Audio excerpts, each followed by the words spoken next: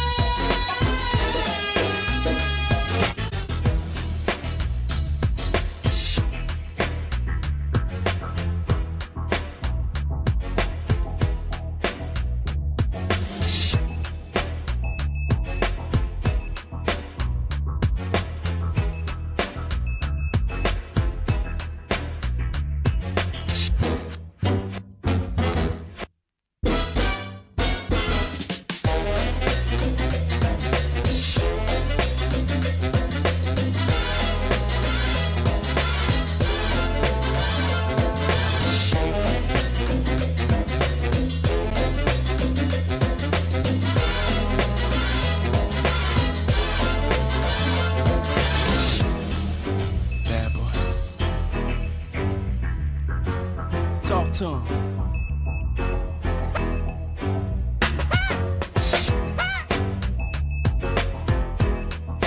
I like this one.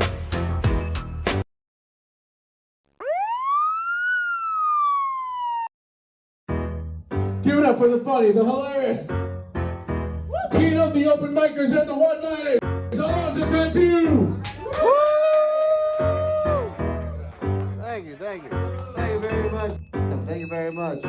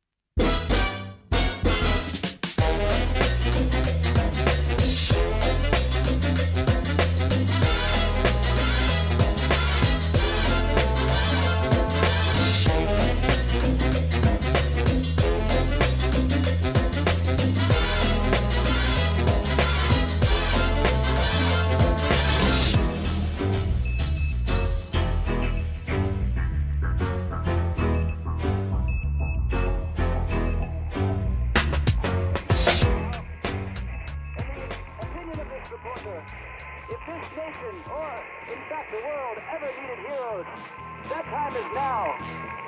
That time is now.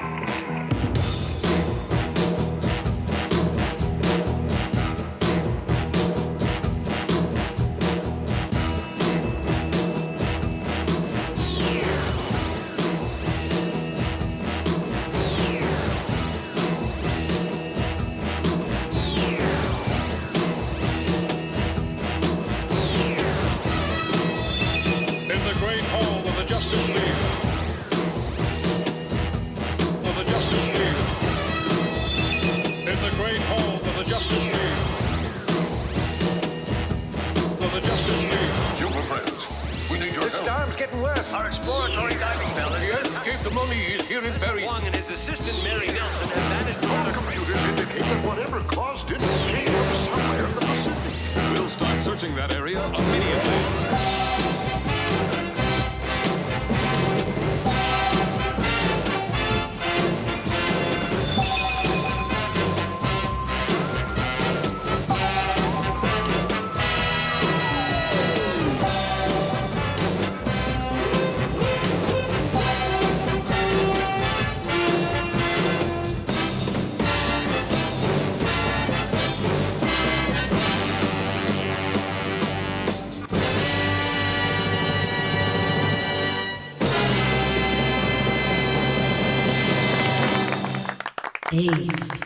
That's right, motherfuckers. It is Saturday, the year of our Lord, April 6, 2024, and I hope everybody had a great Easter. Fantastic. I know I did. I had an amazing Easter. It was fun going to my dad's place, seeing my stepmom, seeing my stepbrother and his lady. That was fun. They had a cool dog. Gave me dog envy. Apparently they went to Petco. Got a dog for $20, and they didn't mention anything about their dog constantly knocking things over and attacking them viciously. So let's give it up for them. My cat's finally back to normal, I think. It got fixed last week. It's been about 10 days since it's got fixed, and it's back to normal, attacking me at every moment. You know, really establishing dominance, showing who runs what and how it's supposed to be run. So let's give it up for the cat. As always. And yeah, man. So last week there was a bit of a kerfuffle. There's some miscommunication. Maybe we'll talk about it with Carey Means when he gets on the line in the second half of the show.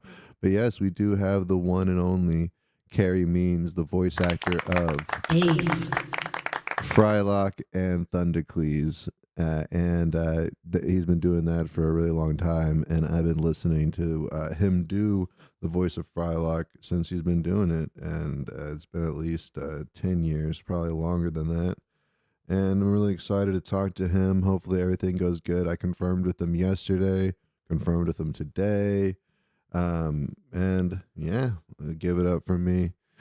Give it up for yourselves if you're listening right now. Usually it takes a while for people to pour in, but if you're in the chat, give us a holler. Like and subscribe to the page. If you're listening on YouTube, definitely give us a chat. Let us know you're listening. If you have any questions for Mr. Carey Means, you can put them in the chat now. I'll try to remember them or even write them down if I can find my pen, which of course is there's one over here. Got a pen right here.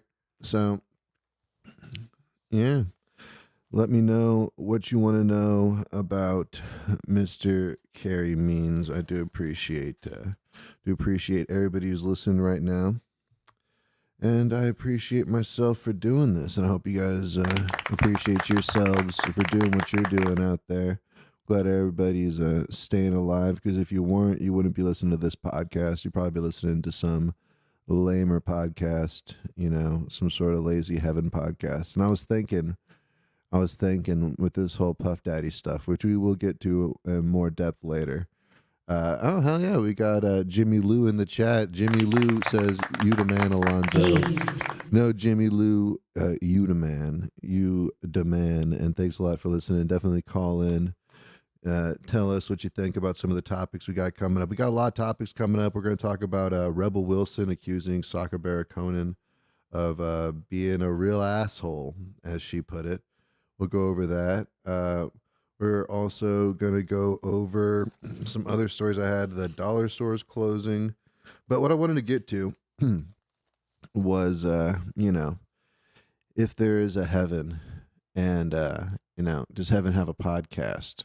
Hopefully not, because that would be gay if people, had time to podcast in heaven and if they weren't doing other heaven stuff. But Tupac, You know, like I said, this Diddy thing got me thinking. It got me thinking of that Tupac song, you know, does heaven have a ghetto, you know? And I don't know if heaven has a ghetto, but if it does have a ghetto, they probably also have a homeland security. And if they have a homeland security, then Thug's mansion was probably also raided around the same time that Diddy's house was raided, you know. And also, it makes me want to think to myself, it really should have been Tupac and Biggie Smalls who had their houses raided, but they were taken too early from us, you know. I wonder, is there a school in heaven, you know? Is that what Eric and Dylan, are they up in heaven shooting up schools and stuff like that, just with angels' wings, you know, just really getting tactical advantage on people? I don't know.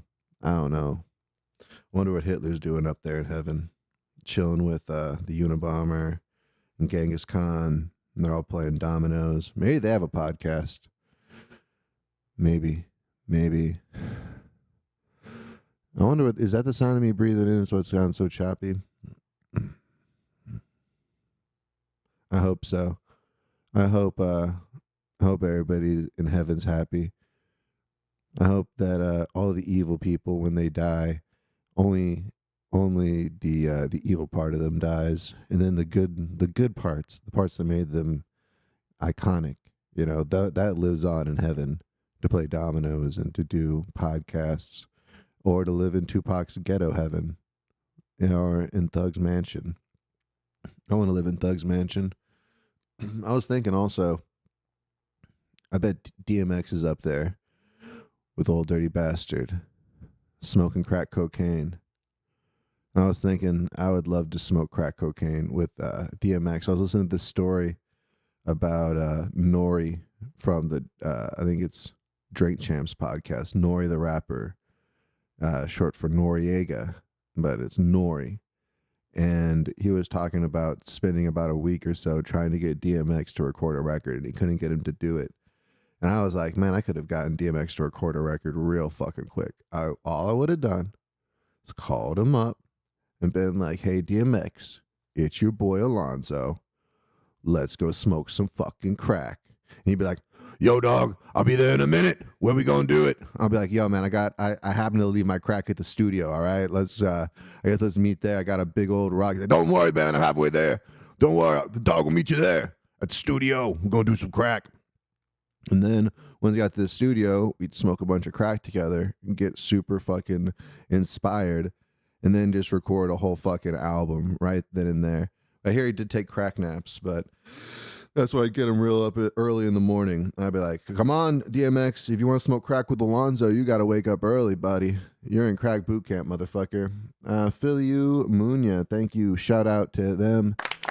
What the fuck is this? Well, this is a podcast. Feel free to call in 210-284-2552. Right now I'm talking about how I would get DMX to do an album, because Noriega isn't as smart as me. Basically, I'd say, DMX, it's 4 a.m. in the morning. Let's do some crack. It's at the studio.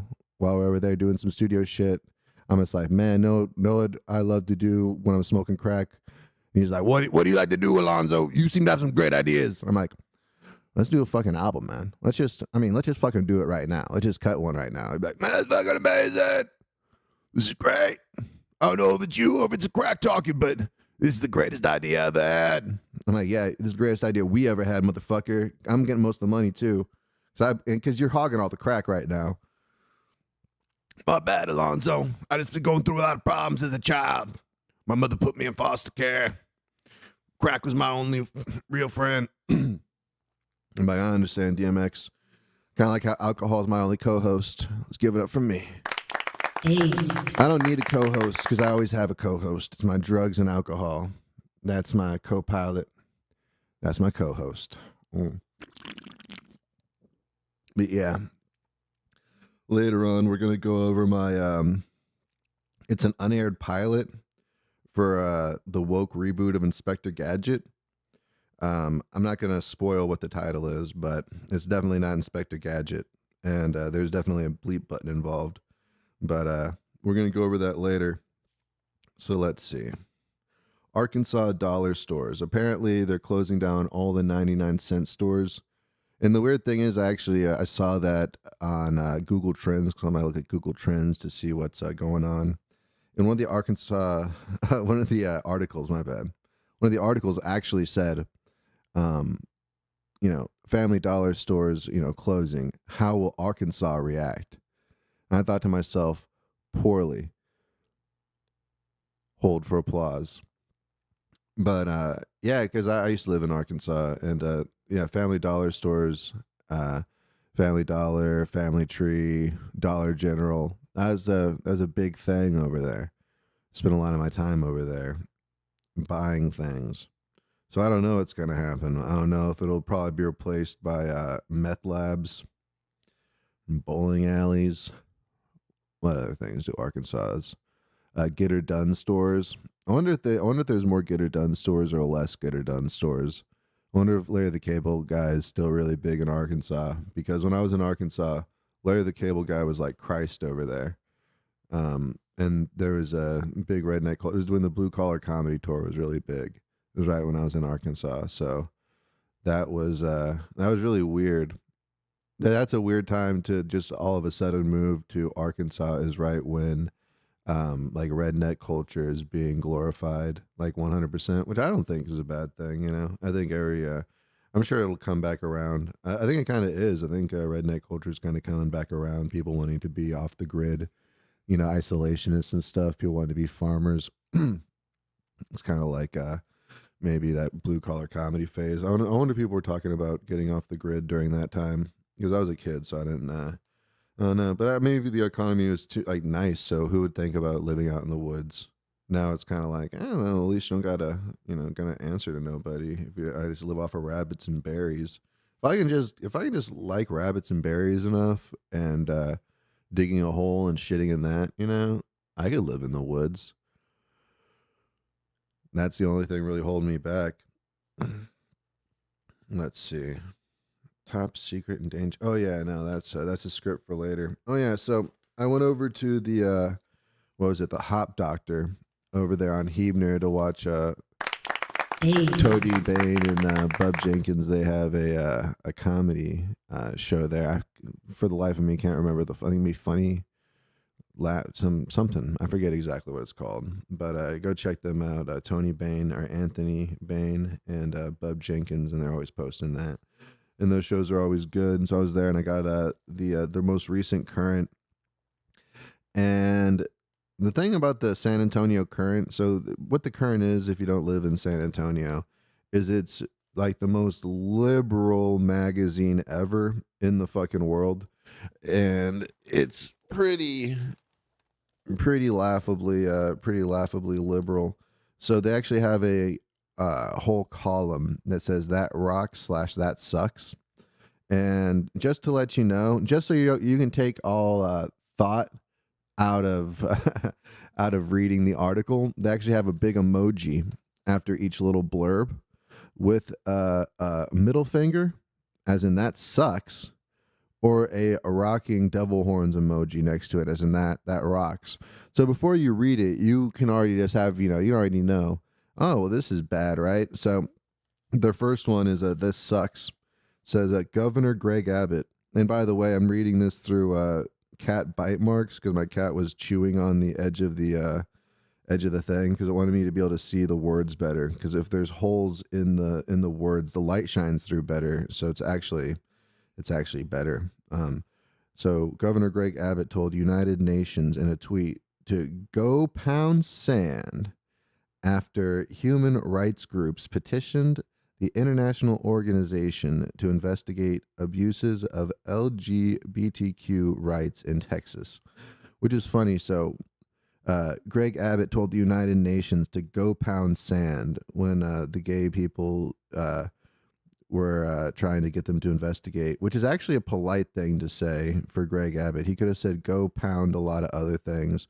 Go pound this up your ass. Go pound some sand up your ass, you queers. I can't walk. I live in a fucking wheelchair. I fucking dude. That's what I'm saying. People should fucking leave Greg Abbott alone. If I lived in a wheelchair my whole life and shit, if I was or I don't know how long he's lived in one. If I if I resided in a wheelchair and I had any kind of power, shit, dude, I'd become what Magneto was in the X-Men, but just way more evil, I guess. I don't even know if you call it evil. I'd just be getting what God owed me out of the world. I'd be punishing. The world would live in a wheelchair if it was me. If I had Greg Abbott's power.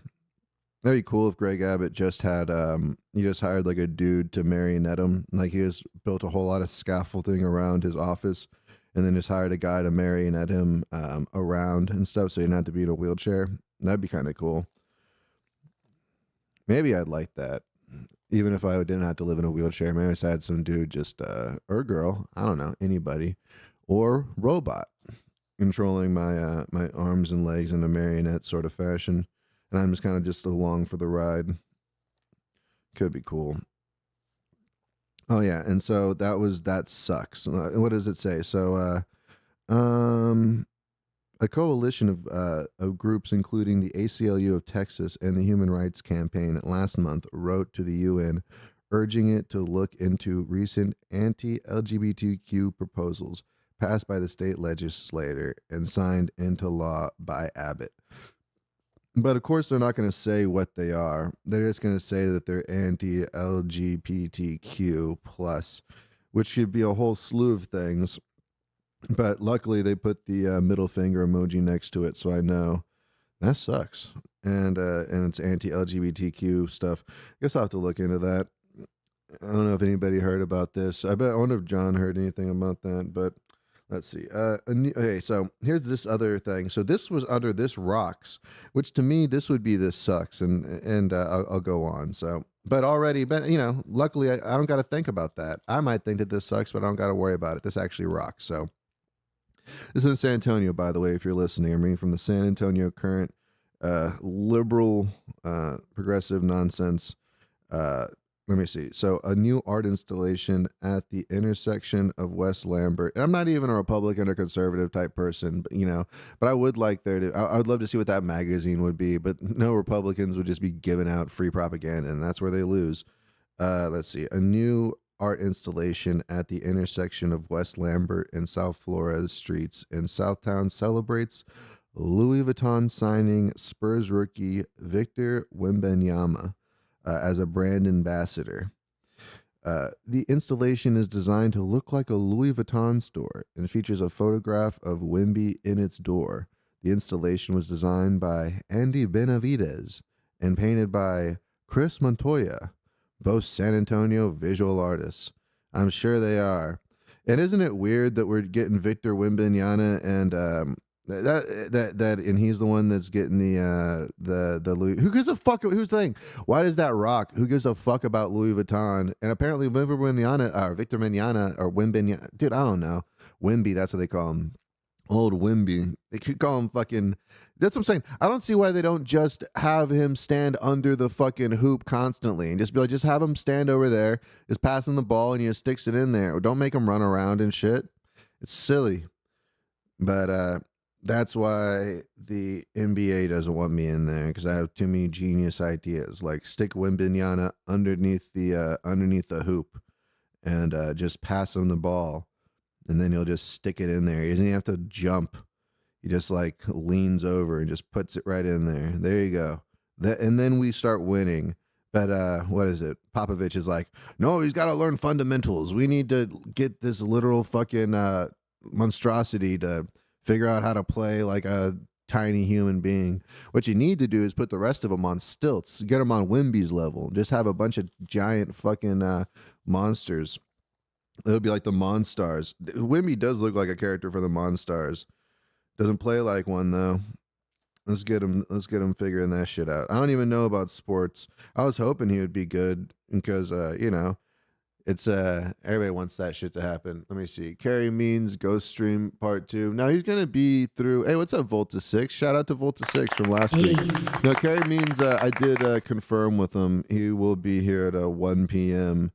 or it'll turn into a very different stream. Probably, I don't know. Maybe it'll turn into another people calling in from different countries stream.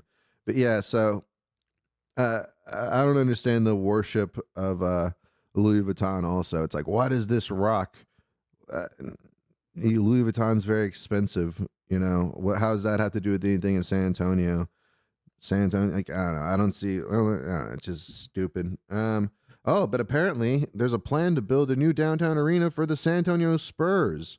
It may have taken another step forward last month when the University of Texas Board of Regents handed the city of San Antonio the exclusive option to buy or lease the 13.5 acre property where UTSA Institute of Texas Cultures is currently located. Let me see. That's let me see. It would be built as a replacement for the Frost Bank Center, which is dope. That's what we need to do. We need to get the Spurs. Like, have you guys? I don't know. I've been to the Spurs fucking the Spurs arena. It's plenty fucking big. It's or I don't know. It's a giant fucking coliseum that would probably make Rome blush. It's ridiculous. I don't know if we need to build more. I hate to get that way because I do like watching the sports show. I like to go out there and Volta 6. He's a good dude. And he said, "JK, I love you." This guy's a solid cat. I like watching sports. I like watching the sports games, but I do hate the worship of the Spurs that San Antonio has. They'll be like, "Oh, we got another mural. Oh, what is it? Oh, it's a Spurs thing." Whenever they have like a big mural, it's always Spurs related. You know, it's and a lot of times it's blasphemous. It's like some Jesus shit, but with the Spurs. Like it's what was it? I think that was the last thing I saw a couple months ago. They had a bunch of those like religious candles, but it was just Spurs players, and it's like, well, that's dope.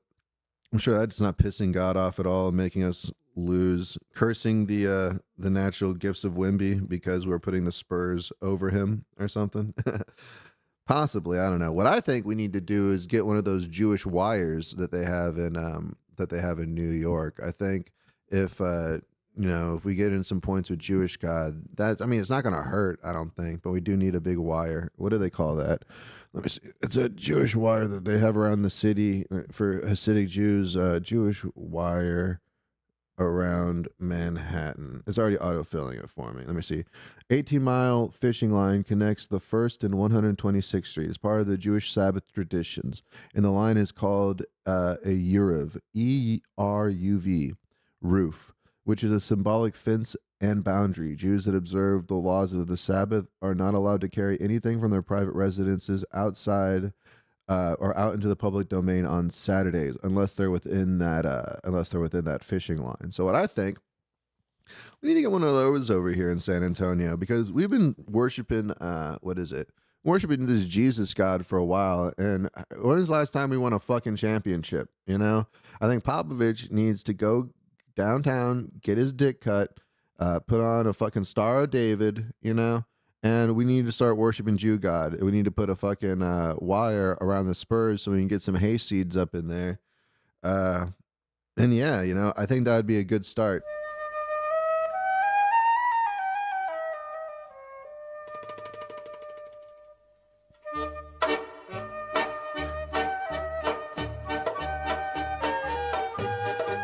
We need to go to worship Jew God and put a wire around the city.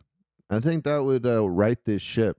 And if I'm the only one out here trying new shit, because if Popovich is just going to be trying to teach Wemby how to fucking pass around a ball, that ain't going to work. We're either going to put him and now, why don't we just try all my ideas at once? Put Wemby underneath the basket. If he leaves 3 feet from the fucking basket, he gets hit with something. You know, no, that is where you live now, Wemby. We're going to have a cot underneath that basket and psychologically ingrain the fact he does not get away from that shit, okay? He will live, sleep, eat, fornicate underneath the basket, not leaving that radius, okay? That is where he will stay. Then we're also going to get him a circumcision if he doesn't already have one. Pop everybody on the team, circumcisions all around, and if you already have one, maybe a fresh one. Recircumcise it, get a little extra off the top, kind of like a fade, you know? We're really doing this for real, guys, and I don't want anybody half-assing it and joking around, okay? And then we're putting a big Jew wire around San Antonio. I don't care how much it costs because it's going to cost a lot less than a new fucking stadium. All right. And then also saving money, that's going to make Jewish God even happier with us because we're not fucking just flushing it down the toilet with the new goddamn stadium. Okay. That's all I'm saying. Maybe we send a couple basketballs to Israel too or something. Maybe we do some shit over there. And nobody better be talking about no Palestine shit until we win some fucking championships. And then, after that, once you start losing, I don't know. It's all, we'll figure this out. But trust me, we need to really start changing up which gods we're worshiping over here because it ain't happening over here with the Jesus gods. Okay, so also in news, and I know this because we played the audio on the air and it tripped out Alex Reyes and I don't think it tripped out John Tuttle. I just don't think I think he was enjoying Alex Reyes getting tripped out about it. But a member of the U.S. Air Force stationed in San Antonio, he was not stationed. He was he? He died after setting himself on fire outside of Israel Embassy in Washington D.C. Oh, okay, he was stationed there and then went to Israel last month to protest against the ongoing bloodshed in Gaza. Aaron Bushnell approached the embassy in fatigues and announced that he would no longer be complicit in genocide. His final words were "Free Palestine." He was 25.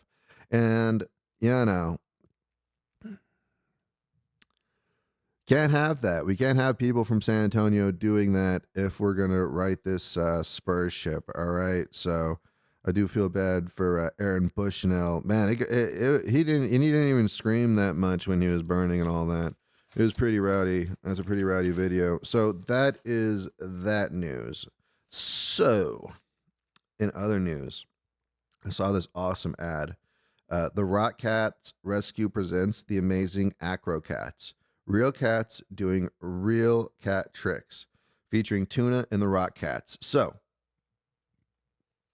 I obviously had to look into this. Oh, it's already 12:33. All right. Well, maybe I'll save this for later. So what I wanted to do, let's see. All right. So this is the amazing Acro Cats, and here's the interview with the person real quick. Let's see if this will work.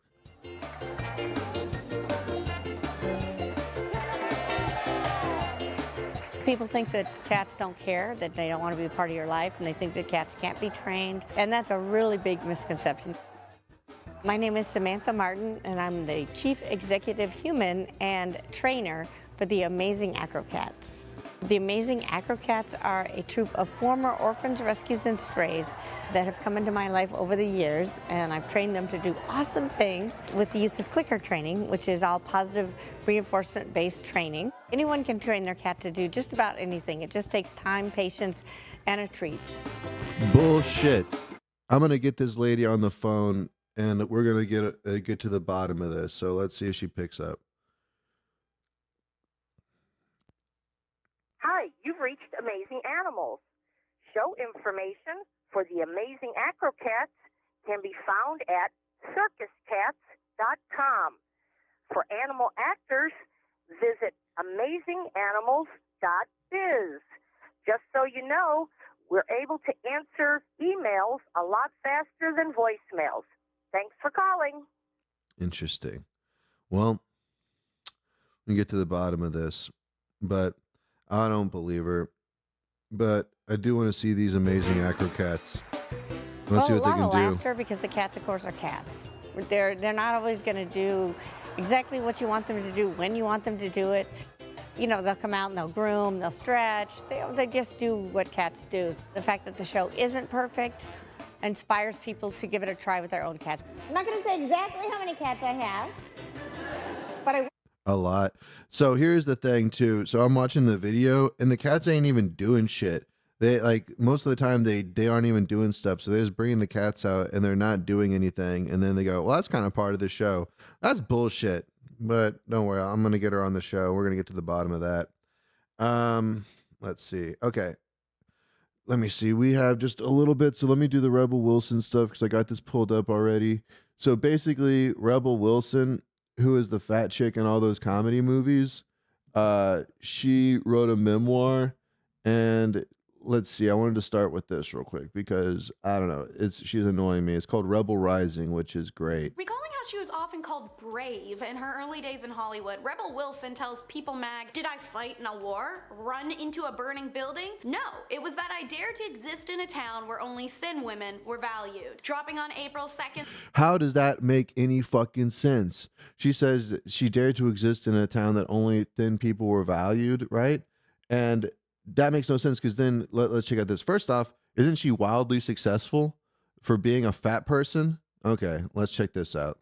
To find love and no longer be afraid of it. It'd be a long time before that was the case for Rebel, however, who would end up choosing to be a willful sellout in order to get herself on her feet first. In 2002, Rebel Wilson was a law school student living at her family home in Sydney, sharing a bedroom with her sister. While she wanted to be an actor, she'd been rejected 4, soon to be 5 times from Sydney's National Institute of Dramatic Arts. Instead, she spent, quote, all my money on law books, acting classes, and starting my own theater production company. Ultimately, Rebel does manage to save 2000. Oh my God, what a fucking, oh, what a struggle. All that money to fucking start your own theater production company and also go to law school and also pay for acting classes.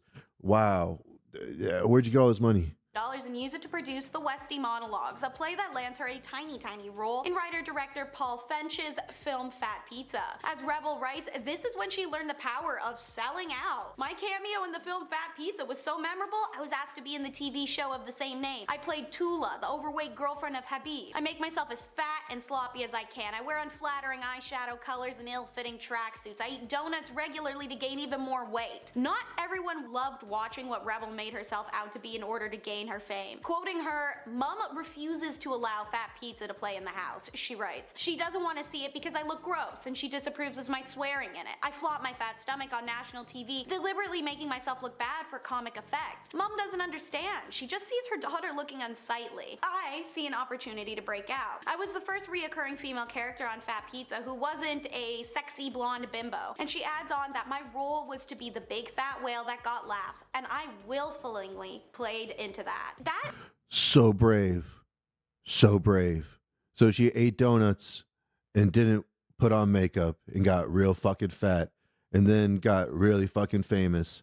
Oh my God. But I don't want that to take away from this nonsense. So let's get over to here. So basically she called out Sacha Baron Cohen for harassment. So let's just listen to this real quick. It also gets me because Sacha Baron Cohen annoys me these days. So let's just listen to this. God damn it. Of course. Yeah, it's going to be an ad. So while we're listening to the ad, let's just do this. All right. There we go. We're back. All right. Year that Rebel loses her virginity, 2016, that she experiences harassment on a film set that she'd hide until 2024. Only vaguely alluded to before now, Rebel cuts through red tape in her new memoir and airs out how Sacha Baron Cohen made her working experience on the Brothers Grimsby predatory and uncomfortable. She says she felt humiliated by that comedian who allegedly repeatedly pestered her to do a nude scene in the film. It felt like every time I'd speak to SBC, he'd mention he wanted me to go naked in a future scene. Wilson went on to explain that while the film was shooting in Cape Town, South Africa, she was summoned by Cohen via production assistant, saying she needed to film an additional scene. Rebel writes that once she walks into his room, SBC pulls his pants down and says matter-of-factly, "Okay, now I want you to stick your finger up my, you know." And I'm like, what? No. Wilson continued to write, "I was now scared. I wanted to get out of there, so I finally compromised. I slapped him on the ass, improvised a few lines as the character." The Struck by Lightning star said that after the scene, she called her agent and lawyer, but was encouraged to be professional and finish the film. She writes, "The movie bombed, which to me was karma enough. I'm not about canceling anybody, and that's not my motivation for sharing the story. I'm sharing it now because the more women talk about things like this, hopefully the less it happens." All right. So first off, let's just say, so Sacha Baron Cohen, if he did that in a Borat outfit, now all of a sudden it's Borat fucking 3 and it's $1 million thing. Oh, he's making people uncomfortable and he's being sexually inappropriate and stuff like that, which is pretty much all of his fucking characters, Bruno, Borat, all that kind of shit, which is okay. Like, and then he gets $1 million if you have a camera on it. So first off, that's just fucking retarded. Secondly, they were probably pestering her to do a fat scene or do a naked scene because she's fat and it was probably funny. But yeah, that's fucking retarded. But I guess my whole point is that I don't believe that, and apparently Sacha Baron Cohen said that it didn't happen. I believe that he fucking probably did that shit. I believe he's a fucking retard that does that shit because that's what I'm saying. He's fucking Borat. He gets off on making people uncomfortable. It's not a big shock that he did that shit. But also it's like, all right, why is Rebel Wilson trying to act with this memoir like she's a victim because she was fat and became famous? It's like, and then she's like, oh, nobody has respect for me. All that means is that nobody fucking wanted, they weren't like, oh, look at this fat sex symbol. Look at this, or whatever. Because that's not going to fucking happen. They tried it with Leslie Jones, and look what happened. Nothing. It made people hate her more. So I don't see how Rebel Wilson could be mad at all that being a fat slob got her fucking paid like crazy when most chicks don't get to eat donuts and they got to be in Hollywood. And then they're also having to actually suck dick. Nobody probably wanted to molest Rebel Wilson, so that's why she has nothing to actually talk about in her memoir. She's jealous that none of the producers were trying to fuck her, so she has none of those stories in there. The closest she has is Sacha Baron Cohen doing some Borat shit at her, and which is fucking inappropriate, but still, it's like, okay, well then let's indict that entire fucking movie series that he's fucking done. It's fucking the same shit. And yeah, I don't know. Give it up for Ace Bombs. Just dropping some fucking truth bombs over here. Fucking Crimea River, Blackie. pretty much what I'm trying to say. They all should be in jail. Exactly. His kind just can't be trusted. Thank you, Tracy. Thank you so much. That's what I was trying to say the whole time. Jesus Christ. All right. Last thing. We got the Puffy situation. Let's see what we got on that. So apparently there's this video of Puffy being disturbing with Justin Bieber. So if you haven't heard, apparently, if you haven't heard the news, Puff Daddy, P. Diddy, Sean Combs, he apparently has been, accused of sex trafficking. He hasn't been arrested yet. So that's the big thing. And every day that he doesn't get arrested, I start to be like, all right, maybe this is some bullshit. Because I think it was called the Little Rod lawsuit. It sounds a lot like it's weird because all the stuff, it's like, yeah, Diddy always tried to do stuff to me, but I never let it happen, but he was always trying to get me to have sex with these women, and I was like, nah, I'm a Christian man. He was always trying to get me to do drugs and stuff, and then I woke up in a bed with Omar Gooding Jr. or some shit, or Cuba Gooding Jr., which would be such a bummer. If you're at a Diddy party and you wake up and Cuban Gooding Jr. is next to you and shit, and you're like, man, now every time I see Snow Dogs, I'm just going to be reminded of this bad situation. But let's listen to this Diddy Justin Bieber thing. I'm good. How are you? Hey, young brother, everything's good? Selling out arenas and everything? Starting to act different, huh? You ain't been calling me and hanging out the way we used to hang out. Well, you try to get in contact with me, through all my, partners and whatnot. Mm-hmm. But you never really got my number, so. Right. Okay. My number? Yeah. I'm gonna tell you my number. Yeah. It's 555. Oh shit. Was that a skit? Or was that some fucking, I don't know.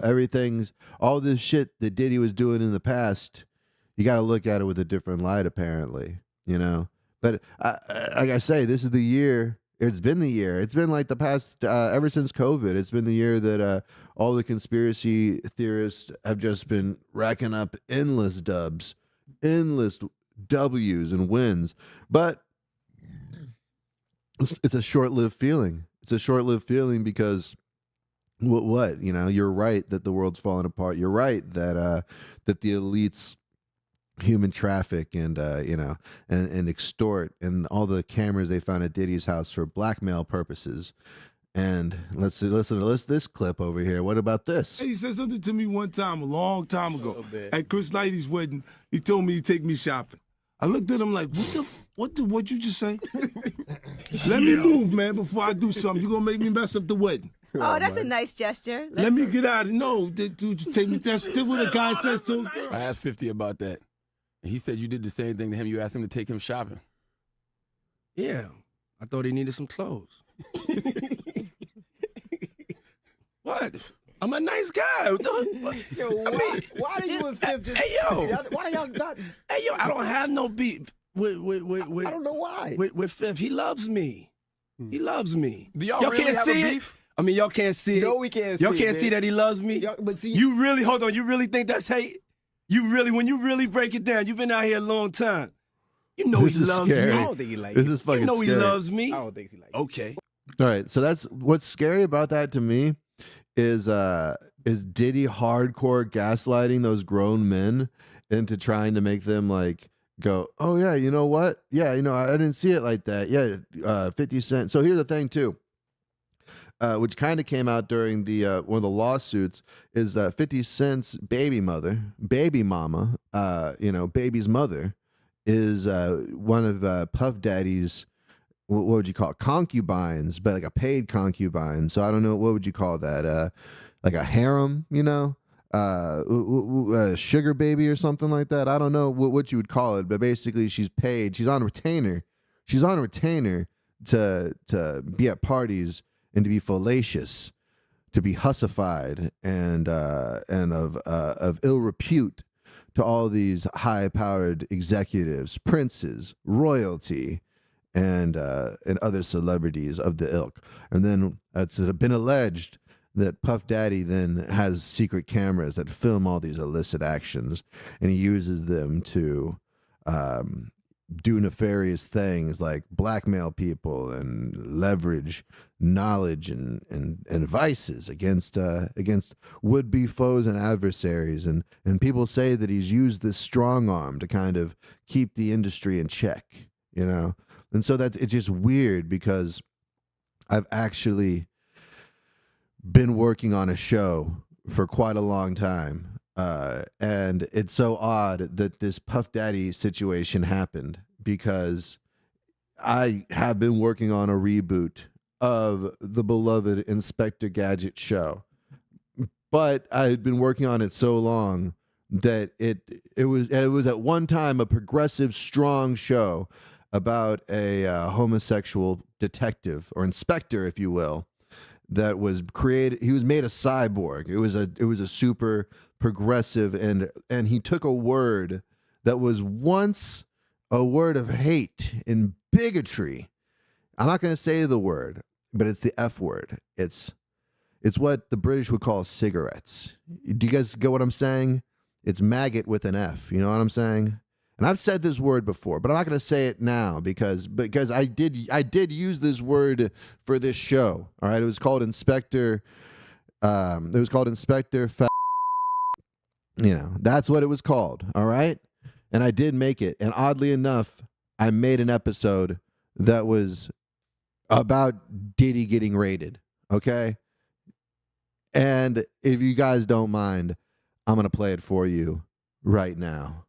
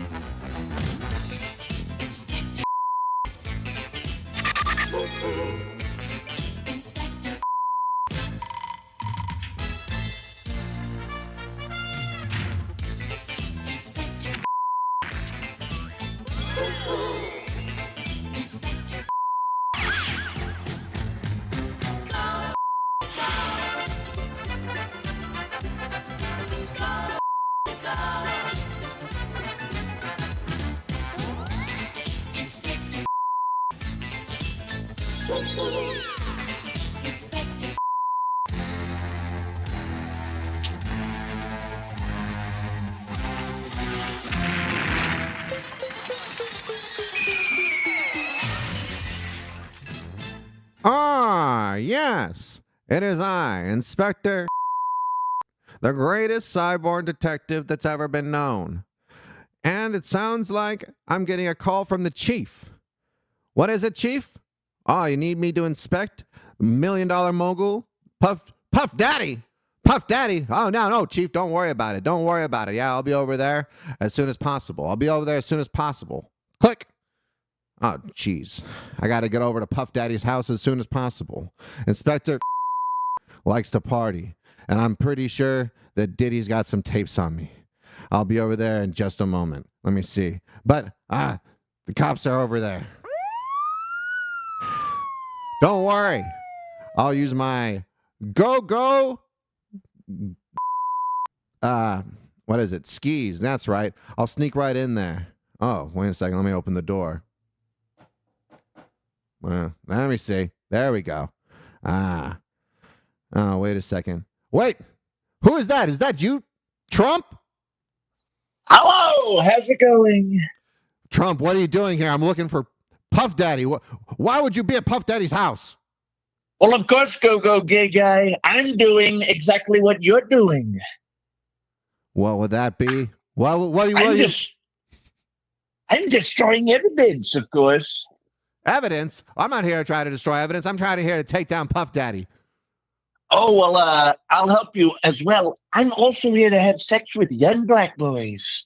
Young black boys? All right. Well, you know what? We might have something here to do. All right. Let's take care of this cocaine kilo. Talk to him. Oh, there you are, Diddy. There you go. Thank you very much. All right. Go, Key. Yeah, we're going to do all this cocaine. Thank you very much, President. Very good stuff. All right. Beautiful.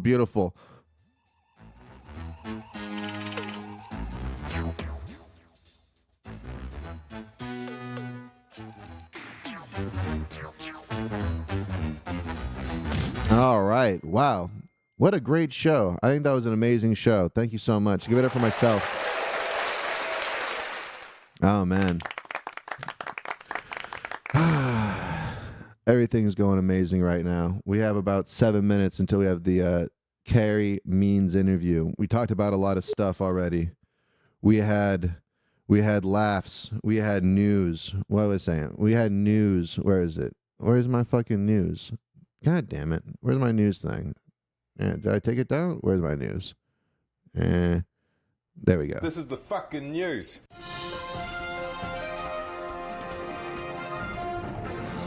And it was the news. I was thinking to myself while I was at work, when people are trying to mess with this quantum field shit, you know, when they have the the Large Hadron Particle Collider, and they're trying to glimpse into this fourth dimension or these different dimensions. I was thinking to myself that a Nietzschean thing or some shit, or some old asshole said, be careful when you gaze into the abyss, that it gazes back at you or some shit, or that it does, or something. But I was thinking to myself, what if when we're fucking with all this, what would you call it? Fourth dimensional quantum stuff, when we're going out of our own lane, so to speak, out of our own dimension, and experimenting, even if it just touches, like, let's just say, we just break out the tiniest hole, and even if it's just a chirp, in that fourth dimension.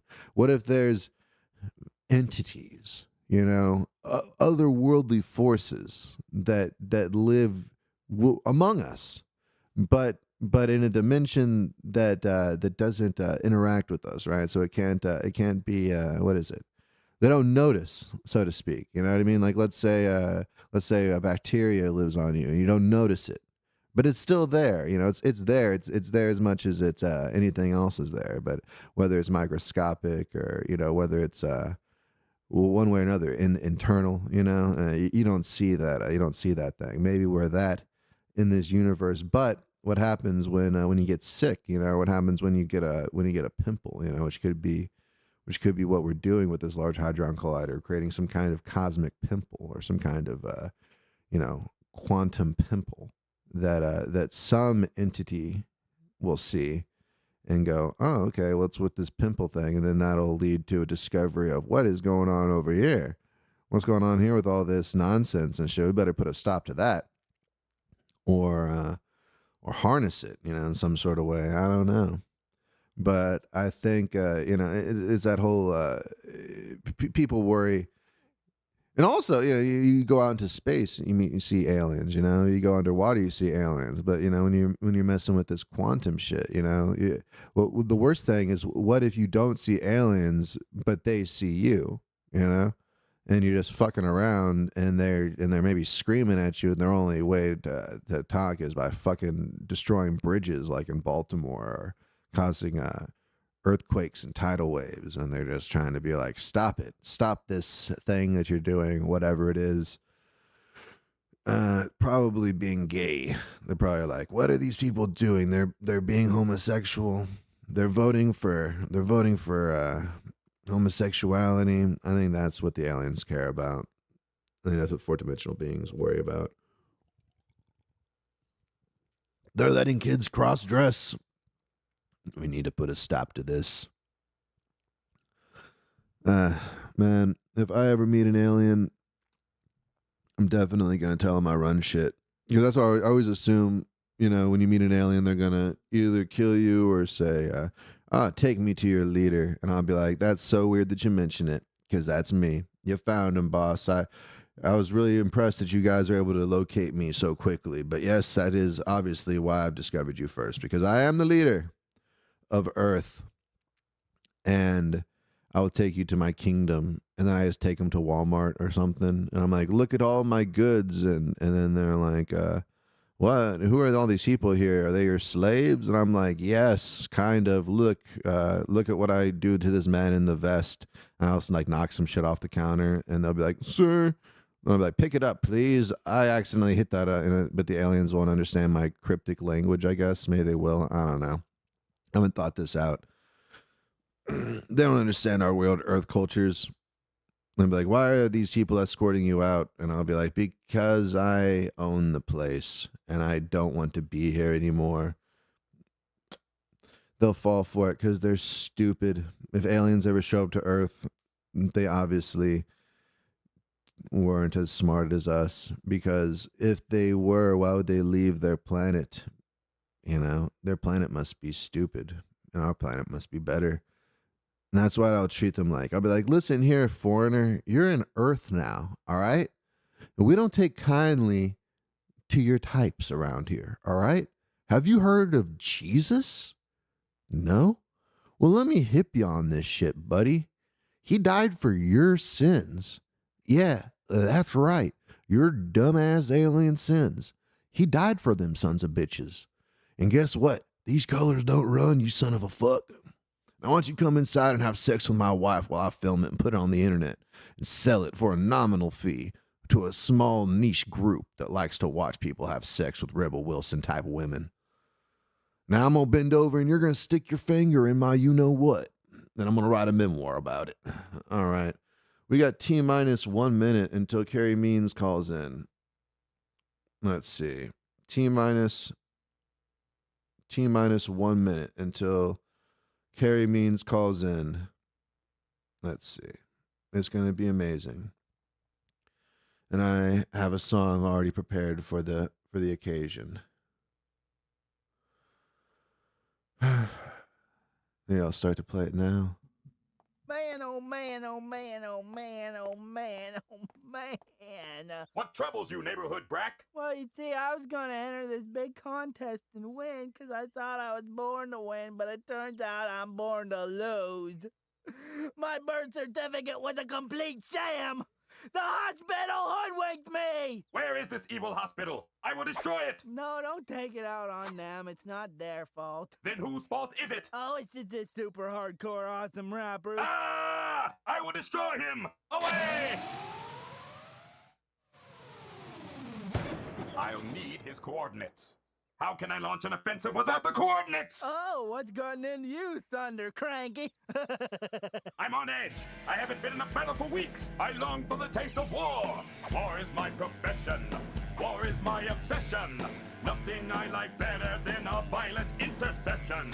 Blood must be spilled, thick enough to swim in, as I hear the lamentations of my conquered foes' women. War, it's good for me. What's my name? War, it's good for me. What's my name? Thundercleese! You want a battle? Take this! It's come to my attention that you have no aggression. Oh, yeah, that's right. Is that Mr. Carey Means on the line? Hello? Let's see. What's going on here? Let me see. How's it going there? Is that Mr. Carey Means? Yeah, can you hear me? I can hear you, boss. Thank you so much for showing up to the show. Thank you so much, my man. How's your day going so far? It's going great. Oh, fantastic, sir. And we are going live right now, man. And yeah, I'm doing great. Thank you so much for asking. Yeah, Sorry about that mix up from before. We just wasn't on the right page, you know. Yeah, no, I understand. So yeah, so what happened with that exactly? So last week, we had some people tuning in, but it's all good. So what was the mix up? You think? Oh, we just weren't on the right page. Excuse me. Yeah, no problem, man. No problem. Hell yeah, no. I'm glad we figured it out though.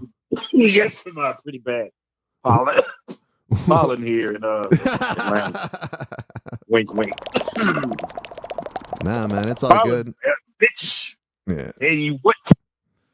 Yeah, no, this is pollen there, son. I don't know how bad it is in Texas, but in sucks. Georgia, it's pretty bad. Make you cough something awful. Green stuff just falling everywhere, you know. Well, shit, man. So Georgia, how long you been living in Georgia? Since '93. Fuck yeah, man. Yeah, I went to Georgia a couple times for a transfer, and I never got a chance to step out and enjoy the fruits of your state. Transfer military? No, like on a plane, you know, like when you're. Okay. Yeah, I think I was in Chicago. A couple Military times. guys usually say transfer. Yeah, people who fly usually say layover. Oh yeah, is that what you mean? You had a layover? Yeah, I guess that is what I mean. Yeah, fucking. Yeah, see, but I did see. I'm the king of stolen valor. You know, I served in every branch of the military actually, because when my country came a calling, I answered the call. Oh, you have been in the military. I tell people that when I want discounts. Ah. Yeah, you know, but here's the thing though. I don't just steal. I don't just work? What? Well, see, here's the thing. Let me put it to you this way, Mr. Means, if you don't mind, or do I call you Carey? What do you like to go by, or C-Man? Whatever you want to, man. Just don't call me late for dinner. You can call me Carey. You can call me Mr. Means. You can call me Frylock. You can call me Thundercleese. Whatever. I've been called a lot worse than any of those names. Trust me. It's all good. Oh shit, that's badass, dude. You have no idea. I've big fan of your show, but yeah, no, I don't just steal the good stuff of stolen valor. You know, I also steal the PTSD. You know, I also bitch about what is it, the VA and stuff, all that good stuff.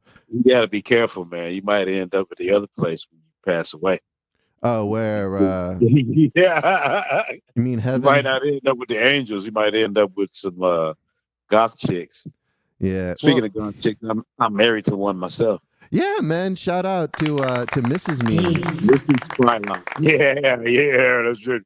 Man, that's badass. Leah 11 means, well, it's Leah 11 right now. She's supposed to legally change it. Here pretty soon. We've only been married 5 years or so I guess you get around to it. Hey, congratulations. 5 years. That's beautiful. So how'd you guys meet? We met at Dragon Con here in Atlanta, man. Oh, that's badass. And Dragon Con, ever been to it? What, one more time? DreamCon? No, I've never been to any Dragon Con. No, I've never been to any conventions, and we have a lot of them. I'm in San Antonio, Texas, so you've probably been here for a couple cons before, right? I believe there's a show or two in San Antonio. I think. Don't quote me, but I'm pretty sure I heard of a show in San Antonio.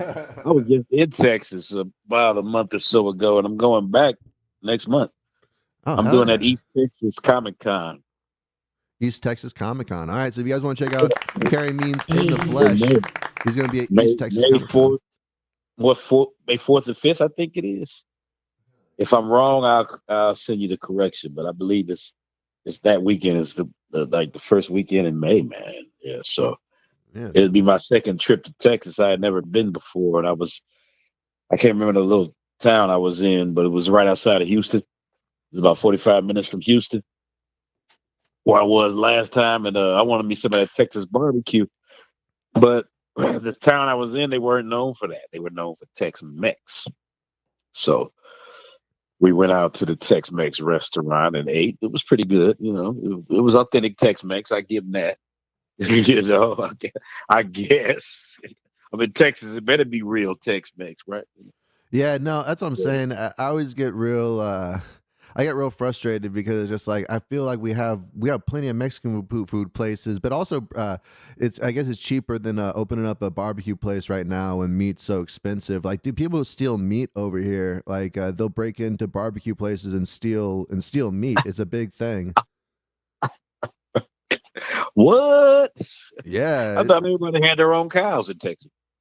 man, you would think. That's what I realized when I was trying to. I don't know if you ever looked into living off the grid, you know, especially during like the pandemic and all the conspiracy stuff. But it's crazy how expensive it is to live like a poor farmer. I realized, you know, like to just get the cheapest cow, I think it's like $1,200 for like a Jersey cow or something, and then then you got to feed it and stuff. So yeah, man, I wish everybody had their own cows in Texas. But when I've been in a neighborhood where a cow has broken out and it was walking around in like a cul-de-sac or something, and you're like, where did this come from? You know, you're like, this is a fucking stereotype. Wow, that's pretty cool. I guess, yeah. Oh no, do they walking around the cul-de-sac? That's trip. Man, so Mr. Means, I'm sure people are just pissed off that I'm not asking you any or Carey. Man, I don't know. I like to call you Mr. Means.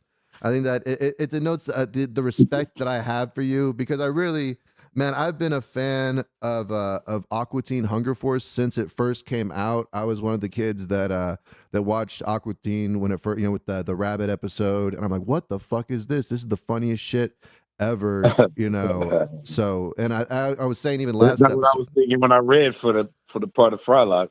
Oh, really? It was from that script too. It was from Rabbi, the very first episode. What'd you think about it? I was like, "What the hell is this shit?" But I mean, I think that's like what comes off in the character. Let me backpedal a little bit for you. Please. That was the guy that used to call your house in the '90s that your parents or you would hang up on when you were trying to have dinner. I was the survey guy that called your house, like, a few minutes to do a survey about the future of cable TV. You think in about 10 years people will be able to pause, fast forward, and rewind live TV? What can we do now? We can pause, fast forward, and rewind live TV. Well, we got to thank Mr. Means for that and all those surveys. I was doing the groundwork, laying the groundwork for stuff like that. Shit that we can do now with all these technology. Hell, we had a survey about cell phones, man. You know, we talking the 90s here. There was no cell phones in the 90s. You know what I'm saying? Everybody was using payphones still. And pagers, beepers. Beepers and pagers was the thing back in the 90s, you know. You get a beep, you go to the payphone, you call them back. You know what I'm saying? Or if you was in the know, or if you was somebody had some money, you might have had a BlackBerry. And that was the closest thing to a cell phone we had back then, when the BlackBerry type devices was basically like a little computer you could text on and stuff. That's what it was. Yeah, you usually had to be like a business guy, or I guess maybe a drug dealer to have one of those, right? Oh yeah. All the dope dealers had. You know, I had a pager, but you know, all the dope dealers had like the sophisticated shit. Some people had satellite phones now. They big and bulky. You had to carry them around with the charger, but some people had them. You know, satellite phones or phones in the car, depending on the car, the make and model. You get a phone in your car. Yeah, you had the money. You know, you had the money. So I was curious. So with the so you said that you read the Rabbi script. I was doing stuff for Cartoon Network at the time. Like when I auditioned for Frylock, I was like doing what they call bumps. You know, like you might hear my voice come on and say, "Coming up next to Cartoon Network, Pokemon, Dragon Ball Z. Got to catch them all? Check out Pokemon on Boomerang. You know, Cartoon Network, Toonami." I was doing a lot of stuff for them then, and I was the original announcer for the first run of Samurai Jack for Cartoon Network. And I was the guy to tell you about the next episode. And the next Samurai Jack gets into this, that, and the other. And somebody heard me doing that, and they ran to Matt Malero, Dave Willis, the co-creators of Aqua Teen. It was like, you got to hear this Carey Means guy. He'd be perfect for the show y'all doing about these food products, man. So next thing you know, I'm in the break room, my day job, the phone survey job I was telling you about. I would call your house, and I'm reading the script from Rabbit. Once upon a time, kids, there was a thing called fax machines. It's a real loud, high-pitched, funny noise. Wee, oh, wee, and these words and numbers would come over in the forms of ones and zeros. So I would read from the script of Rabbit in the break room, my day job, with Matt Malero and Dave Willis on the phone on the other end, and they were just cracking up at my lines, man, just laughing their asses off. I was like, "What is this crap? Floating box of French fries?" I didn't get to see no pictures or nothing like that of Frylock when I auditioned for him. I didn't see any photos of him or anything. I didn't know what he looked like. I just had a description of the type of character he was. What was the who he was description? supposed to be. He's the straight man. He's the guy who wants to solve the mystery. He's the guy who wants to get the job done. The other two are just idiots. So that's all I had to go on. So, No, so I man. went from there, and the voice just came out of me, man. No, meanwhile, don't get a jam box. And I could hear them laughing on the other end. I'm like, what is this garbage? I'm not going to get this gig. As a rule I like to go by. Excuse me. It's a rule I like to go by in the voiceover industry. You hit it and forget it. Hit it and quit it. Don't think about it no more, because if you dwell on it, you'll end up with no hair like me. But I just do that when I do an audition like that. I do it and I forget about it, because 9 times out of 10 you're not going to get it. But there's always that 10th time, what I'm saying? So by the grace of God, man, I looked out and then they came down to me and one other guy. They had actually already hired another dude to do Frylock's voice when I auditioned. This is what I just found out recently from Dave Willis. We did a show together recently. He was like, "Oh, that dude was already hired. We already had hired him." And they heard me and they just booted his ass out the door. He was too boring, too dull, too droll. He didn't have that fried juice like I do. That fried juice. Yeah, no, your That hot character grease, is like, baby. That's what it is. Hot grease, crisp and lightly salted. yeah, no, I always felt your character is great because he has that. It's like he's always he's very serious, but he always like turn on a dime. You know what I mean? Yeah, He always do some stupid shit, just like the rest of them. yeah, exactly. He's just like not just as dumb, but he's like just as careless as them and You know, selfish. Dickisode, the episode where Carl was supposed to get his dick ripped off, Yeah, Dr. Wong. Frylock ends up cutting it off. I cut your dick off, Carl, so you won't have to worry about Wahlberger taking it from you.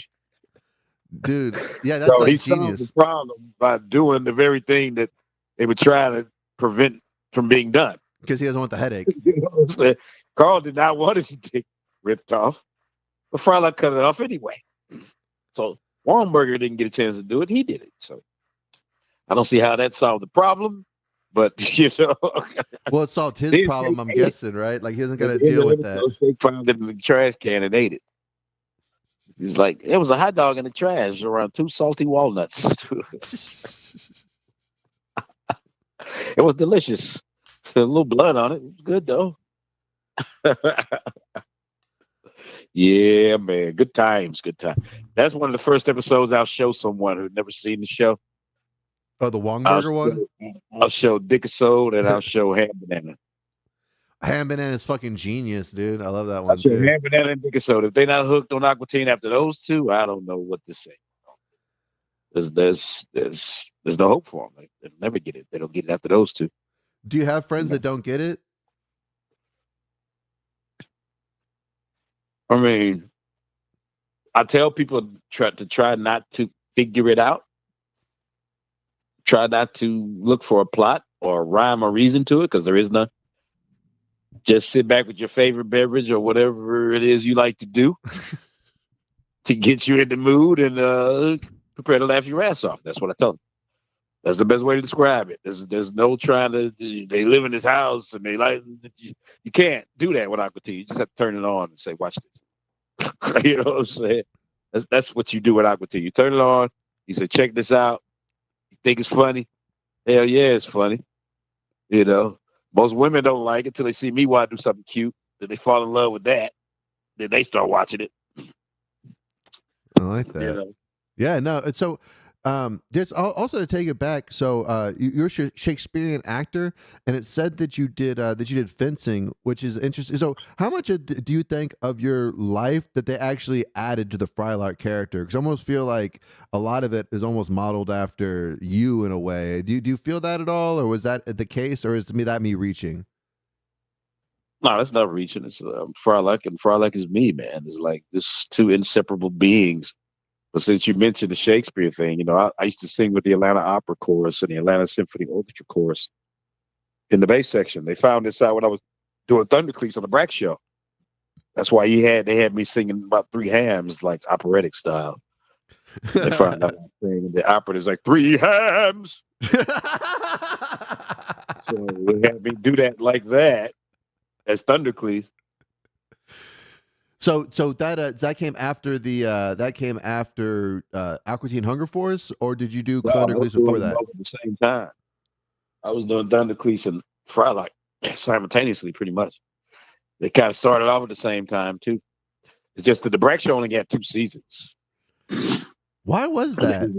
It was done. I think when we changed moms, that's what put us in the ground. Oh yeah, that's a good. Oh, I love that you mentioned that. So one thing that I wanted to ask, that I never thought I'd have a chance to ask. So that Squidbillies thing, like when they took away the voice actors. What? Unknown Henson. Yeah, exactly. What'd you feel about that? He dug his own grave, man. He was posting all that neo-Nazi shit, and plus he went after Dolly Parton. That's what got him. Yeah. The neo-Nazi shit wasn't what got him. What got him was when he went after Dolly. I felt That's like that me too. going after Oprah. Because I felt like that me too. Going after Oprah. You don't go after Oprah if you're black. You don't go after Dolly if you're white.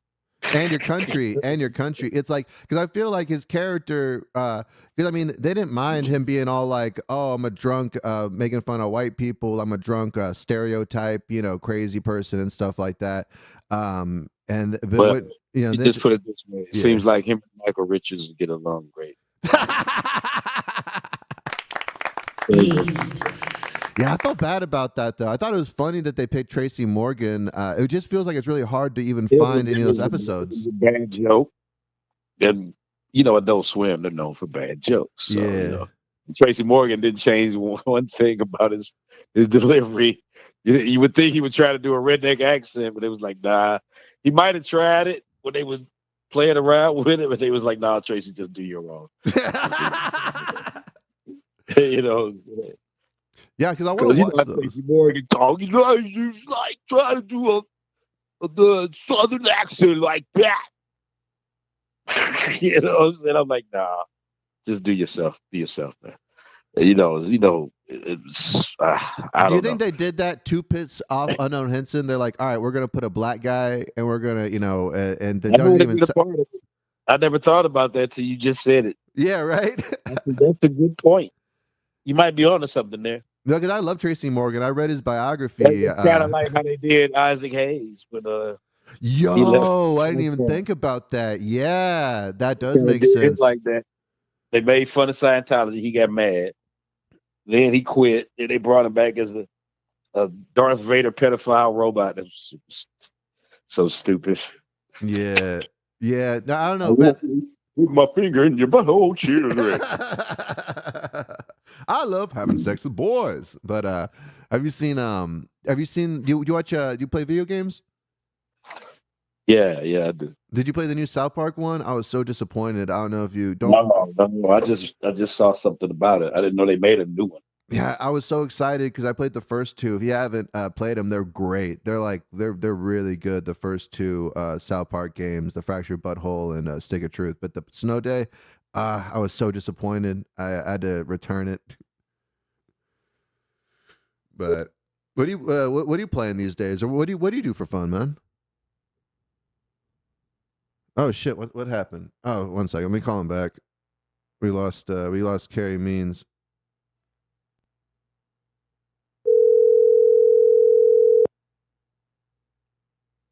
Hey, boss, you there? What happened? Did you hang up? No, I don't know what happened there. It just cut off. Dropped? Yeah, I guess the call dropped. But yeah, sorry about that. No, I was asking. I don't know if you heard. I was going over the was going over the South Park games. Is that really? I was just asking. What do you do for fun? I'm playing that Ronin game right now. Oh, which one? It's called The Ronin. samurai game. Yeah, something Ronin. I can't remember the first part of it. Let me check that out. Oh, Rise of the Ronin. Rise, yeah, that's it. Rise of the Ronin. Playing. I just got the second part to the Final Fantasy VII reboot or remaster of Final Fantasy VII. So I'll pick that up once I finish everything from the first part. Because now, when they gave you those add-ons, you get to complete those. Yeah. And then move on to the next part of the game. So I already bought it. But yeah, I remember playing Final Fantasy VII. That's what made me buy PlayStation. When I saw the trailer for that game. Back then, when you could only, if there was a certain game you wanted to play, you had to buy the console the game came on. That's the only way. Like when Soul Calibur came out, you had to buy the Dreamcast to play it because it wasn't on no other platform. I honestly still do that. Well, I did back when they still make good Well, Pokemon you don't have games. to do that anymore. You don't have to do that anymore. For Pokemon, unless you just want to get a. You got to buy the Pokemon system. You got to buy the Nintendo Switch. Yeah, I used to do that. No, man, I know it sounds gay, but I was really into Pokemon. When I grew up, Pokemon No, was... it doesn't sound gay. Why would you say it sounds gay? Because you're into Pokemon. I don't know. It's People... some grown-ass men that are into My Little Pony. They're called... Yeah. Well, I don't judge it. I hear it's a good show. Yeah, I hear it's a good show. I don't judge them. I'm glad that people are watching that. I really, not shooting up. I really have to watch what I say about certain members of certain communities because somebody was saying I said something inappropriate. You don't want to get unknown Henson. Man, I feel bad for him. I feel so not bad only did for he him. say I said something derogatory toward the LBGTQ, XYZ, PDQ community or whatever, he said I was like drunk and high or something like that. The interview was 11 in the morning. I was like, first of all, I don't get drunk at 11 before 11 in the morning. Okay, I usually wait till after 1. Yeah, like a gentleman.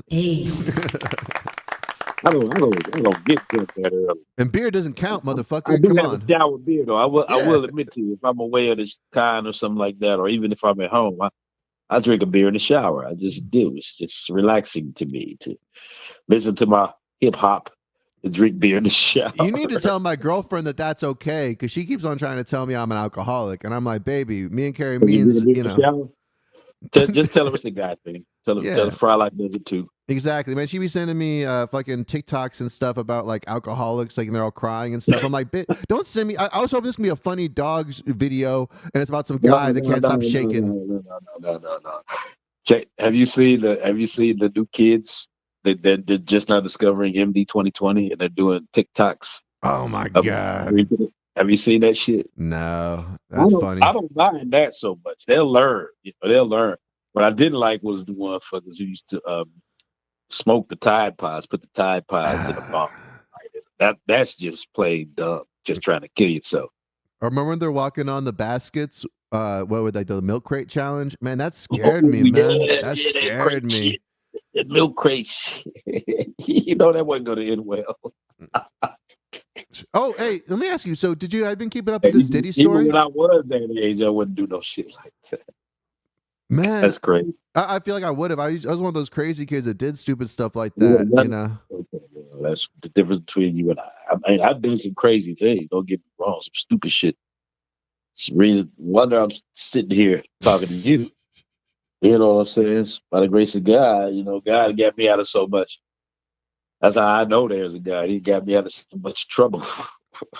Hell yeah, dude. So we worship. Sorry, go on. What the hell is that? That's my Hava Nagila Hava because we worship God over here. Yeah. I got this whole bit. I think that the Spurs need to switch it up. Here in the studio audience clap. I've heard that. Yeah, you didn't hear the Hava Nagila. I got sound effects. 1 second. I was asking. So I don't know if you heard about the Diddy thing. 1 second. Talk to him. Yeah. Bad boy. Yeah. I like this right here. How you been keeping up with sugar that? cookie. Yeah, I a want y'all to fucking sugar. go in town. Give me a sugar cookie. Breast Remember milk, that? you Hell made show. my day. Breast milk. Give me some breast milk from a Cambodian. I'm a Cambodian Only drink immigrant Cambodian breast milk. at a midget holding My these five favorite balloons. rappers. Dylan.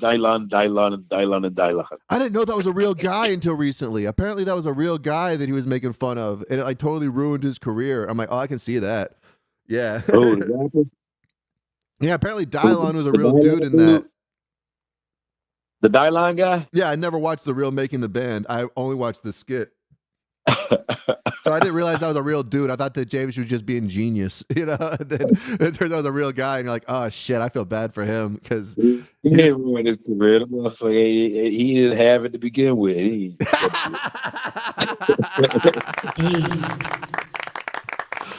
Yeah, good point. At least he can be the Dylon guy. That's a good point. I'm gonna put this out there to tell you the truth. I never liked P Diddy. I never liked Sean. I never liked nothing he ever did because nothing was original.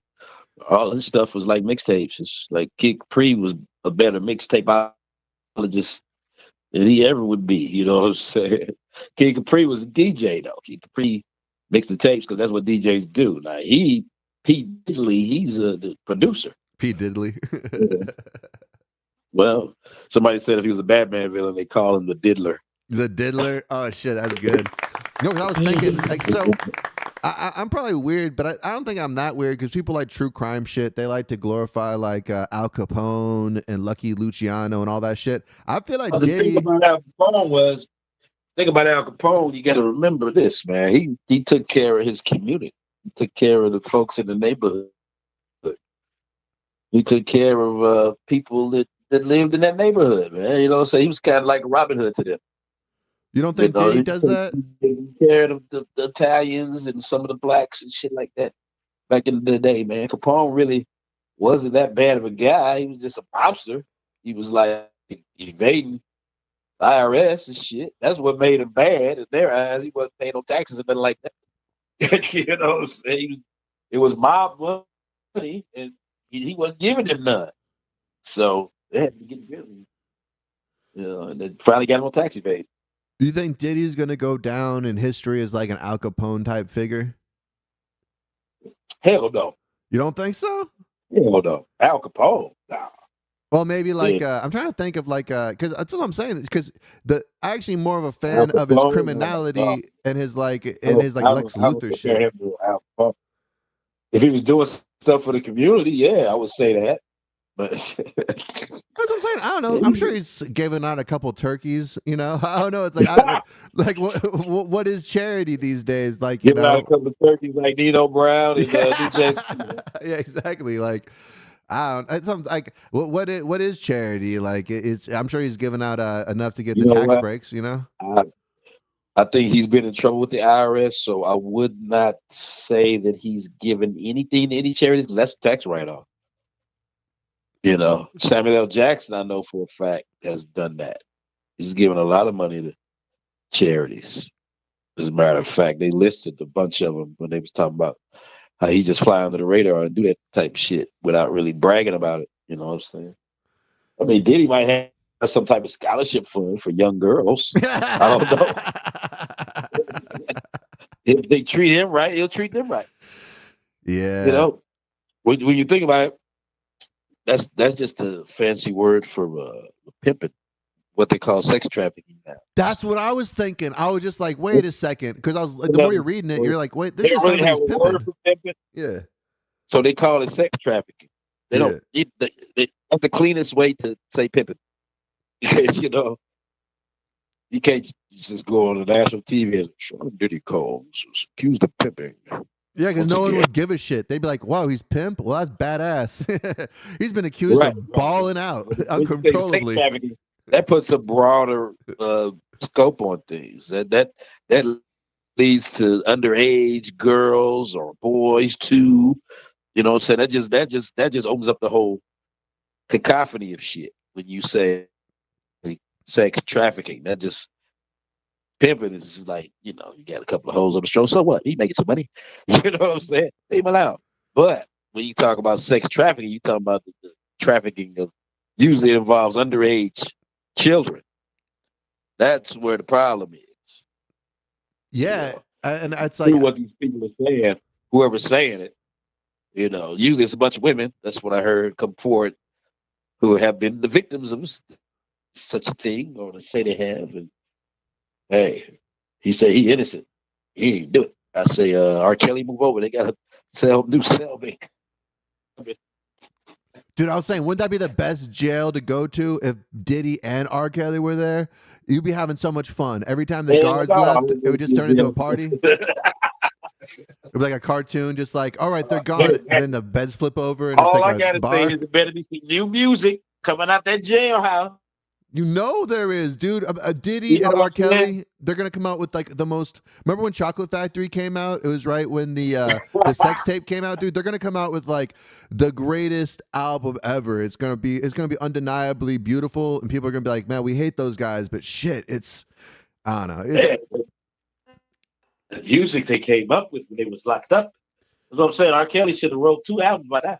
Well, here's my thing. So I always think that they should have producers go to R. Kelly, like in Silence of the Lambs, like where they went to Hannibal Lecter. You know, I'd be like, please. Inside information. Yeah, he's like, oh, Clarice. Did you stop the recording, Clarice? He's like just drawing pictures of underage girls. Instead of having views, it's like, these are my only views now. And they're just all just Aaliyah. And he's like looking creeped out and shit. It's like, yes. Fucking, I feel so bad for Aaliyah, man. Yeah, I feel so bad for. Yeah, that girl was quite beautiful and talented. Yeah, she was in sorry. that movie with Jet Li, Romeo Must Die. Oh yeah, right. Did you see that? I've seen pieces of it. I don't think I've actually sat down and watched the whole thing. I watched it on TV. You should do that. I will watch the whole thing. I will, man. What was I gonna say? No, I feel really bad for is young black dudes in the industry and shit. They always seem like they're getting fucked over and no one really cares because it goes against their whole image and shit. They ain't all young. No, I'm just kidding.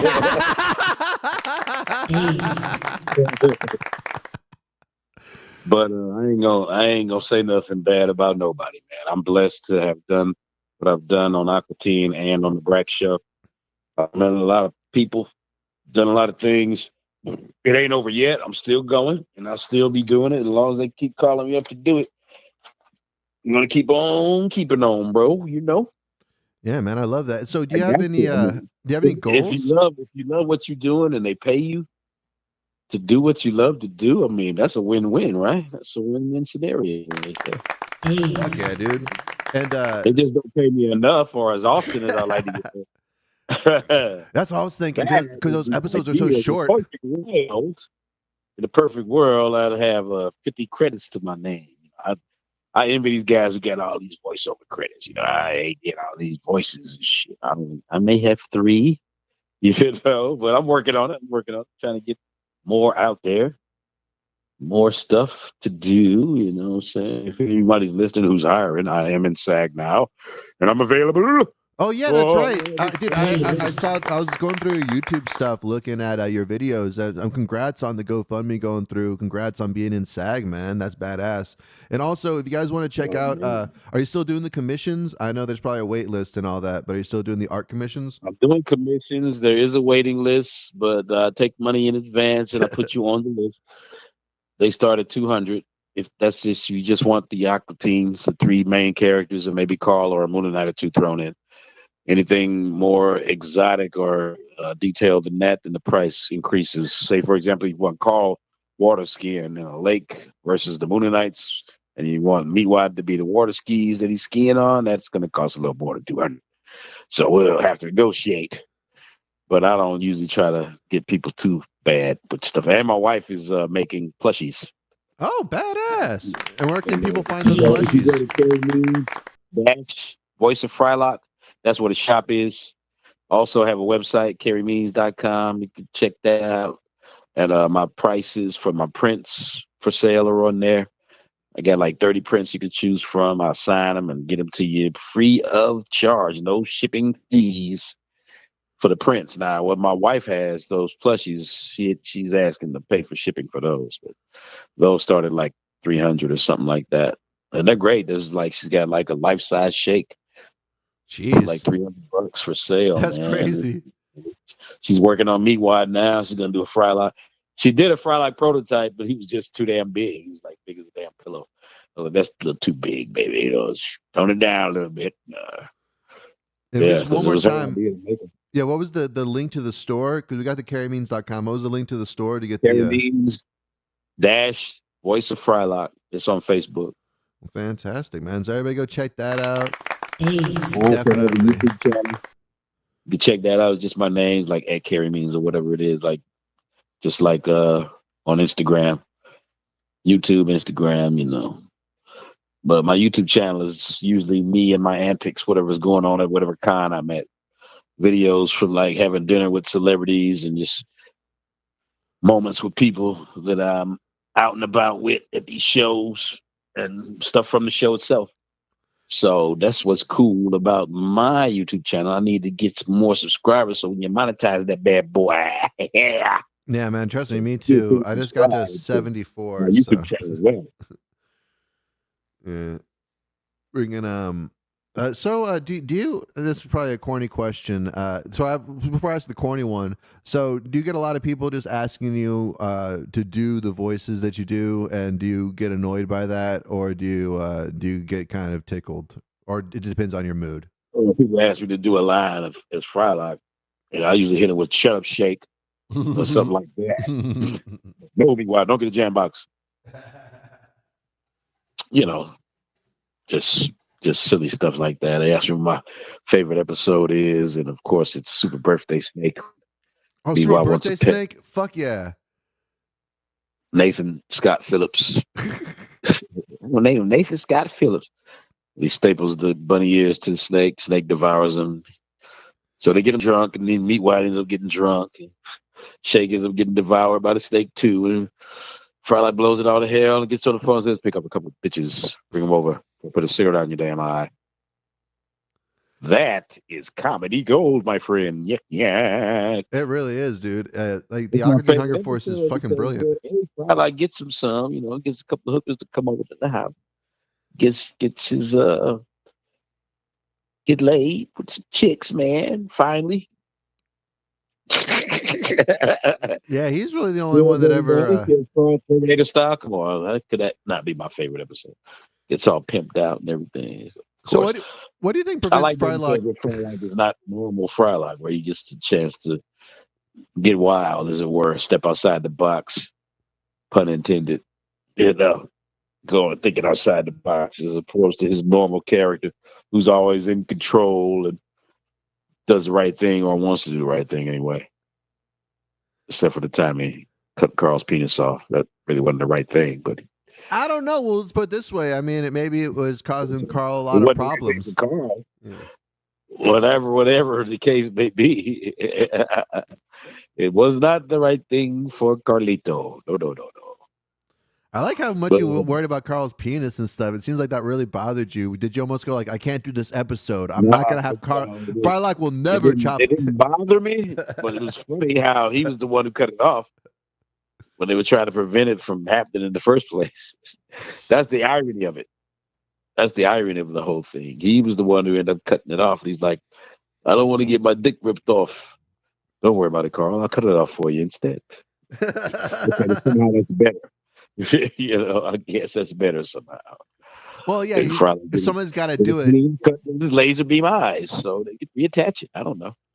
Yeah. But can't reattach it when Shake ate it. So anyway, enough about dicks. I'm tired of talking about dicks. Nah, no, you're not. Come on. Yeah. All right. All right. Well, so what are the goals, man? What are your 2024 goals right now? What are some of your goals for 2024? What did you promise yourself you would or would not do? Oh, you asking me? This year? Yeah. Yeah, yeah, man. No, we went over that on January on the New Year's episode. But yeah, no, I'm trying to. My goal this year is to work on the feature set. You know, I do stand up comedy. I'm trying to get my 20 to 30 minutes like really solid and tight, and then also want to book a show outside of the state comedy wise. We're doing one out of the city and over in Corpus. I live in San Antonio, so that's fun. I'm doing that with Ryan Herrera. We're gonna be in Corpus on April 12th. Come check us out there. But yeah, I want to do something out of the state. That's my goal this year. Word. That's such a pro move. Let me ask you a question and partake in this real quick. My allergy medication, and then that's a pro move. Allergies. You got allergies? Yeah, I just took an allergy pill because I wanted to be hyped up for this, but then it also dries out my You were anus. hated in Georgia, boy. What? Pollen everywhere. Pot. Pollen everywhere. Pollen. Yeah. I never had allergies until I moved down here. Now it's crazy. So, what's it like working with Adult Swim? Has it changed since you started there? It seems like kind of the philosophy has changed from when it first started to now. I'm out of the loop, man. I don't know what's going on over there now. Yeah. We just got bought. Time Warner just got bought by Discovery Channel. No way. Yeah. Discovery Channel? Who owns Discovery Channel? Apparently, they had enough money to buy Time Warner. That's what I'm saying. I'm like, what the fuck? That feels like somehow familiar. I didn't know about You the. got That's okay weird. at the top of the pyramid. You got Discovery. Then comes Time Warner. Then comes Cartoon Network, and guess who's at the bottom? Adult Swim. So last time I was in the studio recording for the last season that we just wrapped up with the 5 episodes. They call that a season. Just go figure. I know, it's crazy. Yes. So it was like, yeah, Carey, I'm laid off. Everybody in the room was like, oh, they laid me off too.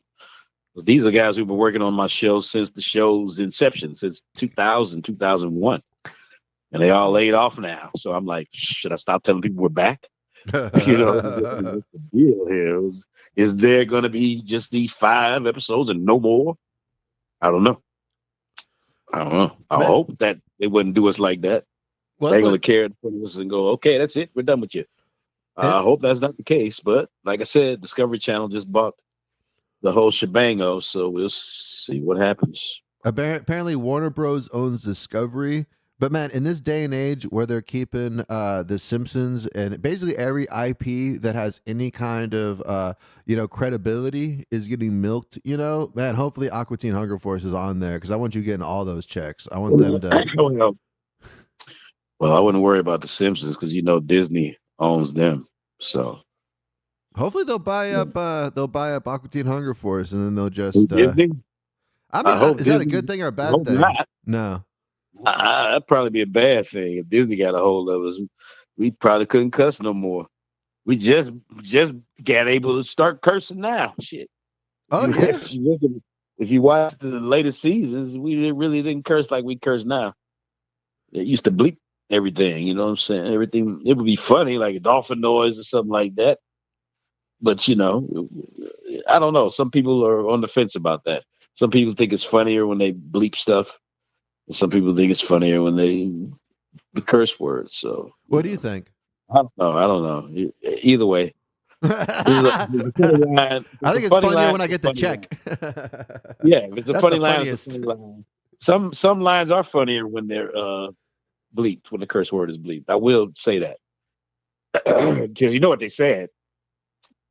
Just because they bleeped it, don't mean you don't know what they said. Or the fun thing that I like to do is fill in the blank with one of my own curse words. You know what I'm saying? No, definitely. I bet he said right there. I bet he said the F word right here. Fun little game I like to play. It's my own version of Scrabble, I guess. That's funny. Unknown Henson's like, whenever they're bleeping it, they're just saying pro-white supremacy stuff. But they got to bleep it out. Oh, you talking about Trump? What? I don't know. I'm being stupid. But Get political here, young man. I don't even know. I don't even My know. father-in-law likes to talk politics all the time, and you know, he's a Trumpster. So it's like I can't talk politics with you, old man. I can't do it. Who your old man does? My father-in-law, Oh my yeah. wife's father. You know, nice retired Navy man. Good guy in his 80s. He's all right. He's all right. Still drives and shoots pool twice a week with me and his daughter. That's badass. Still works out at the gym. Still smokes weed. Cool old man, you know. Other than his political view, I won't talk politics with him. I just refuse to. He always wants to say something about Biden or say something about Trump. When I get in the car, I'm like, I don't want to talk about this shit. You know what I'm saying?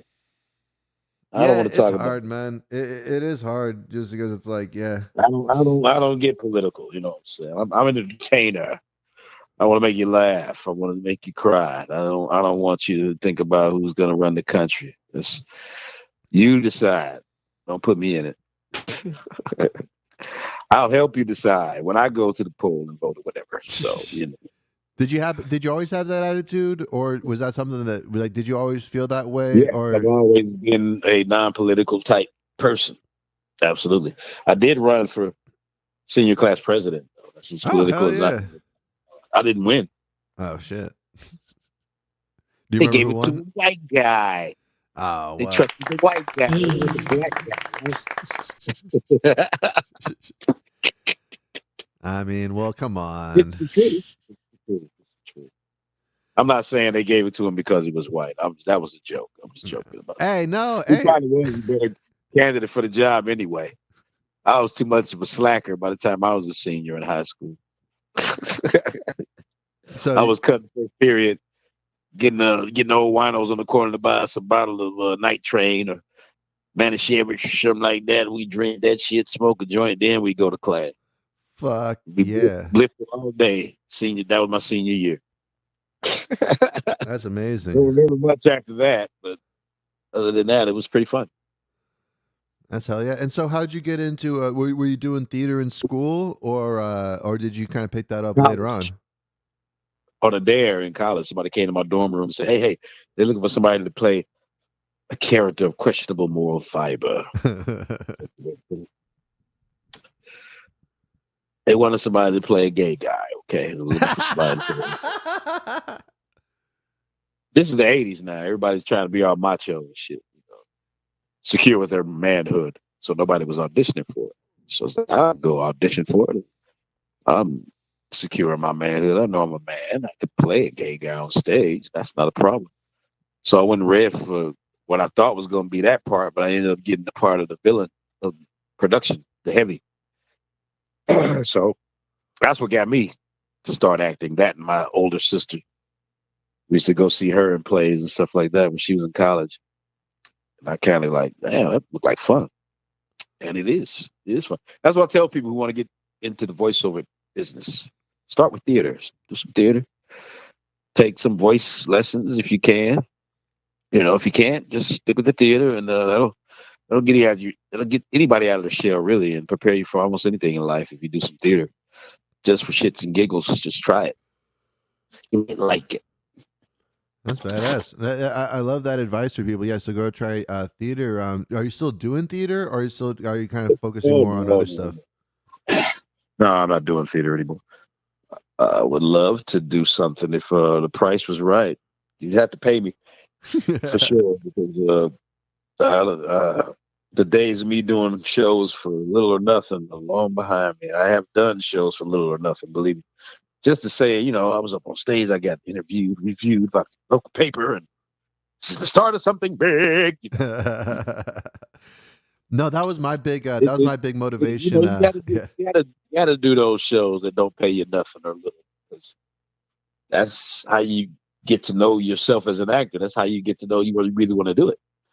You know, if you get when you get that feeling of that instant gratification, that audience clapping for you, standing up and cheering for you, or crying with you, when you feel that, you know it's something you want to do for sure. Yeah, So- fuck yeah, that's amazing.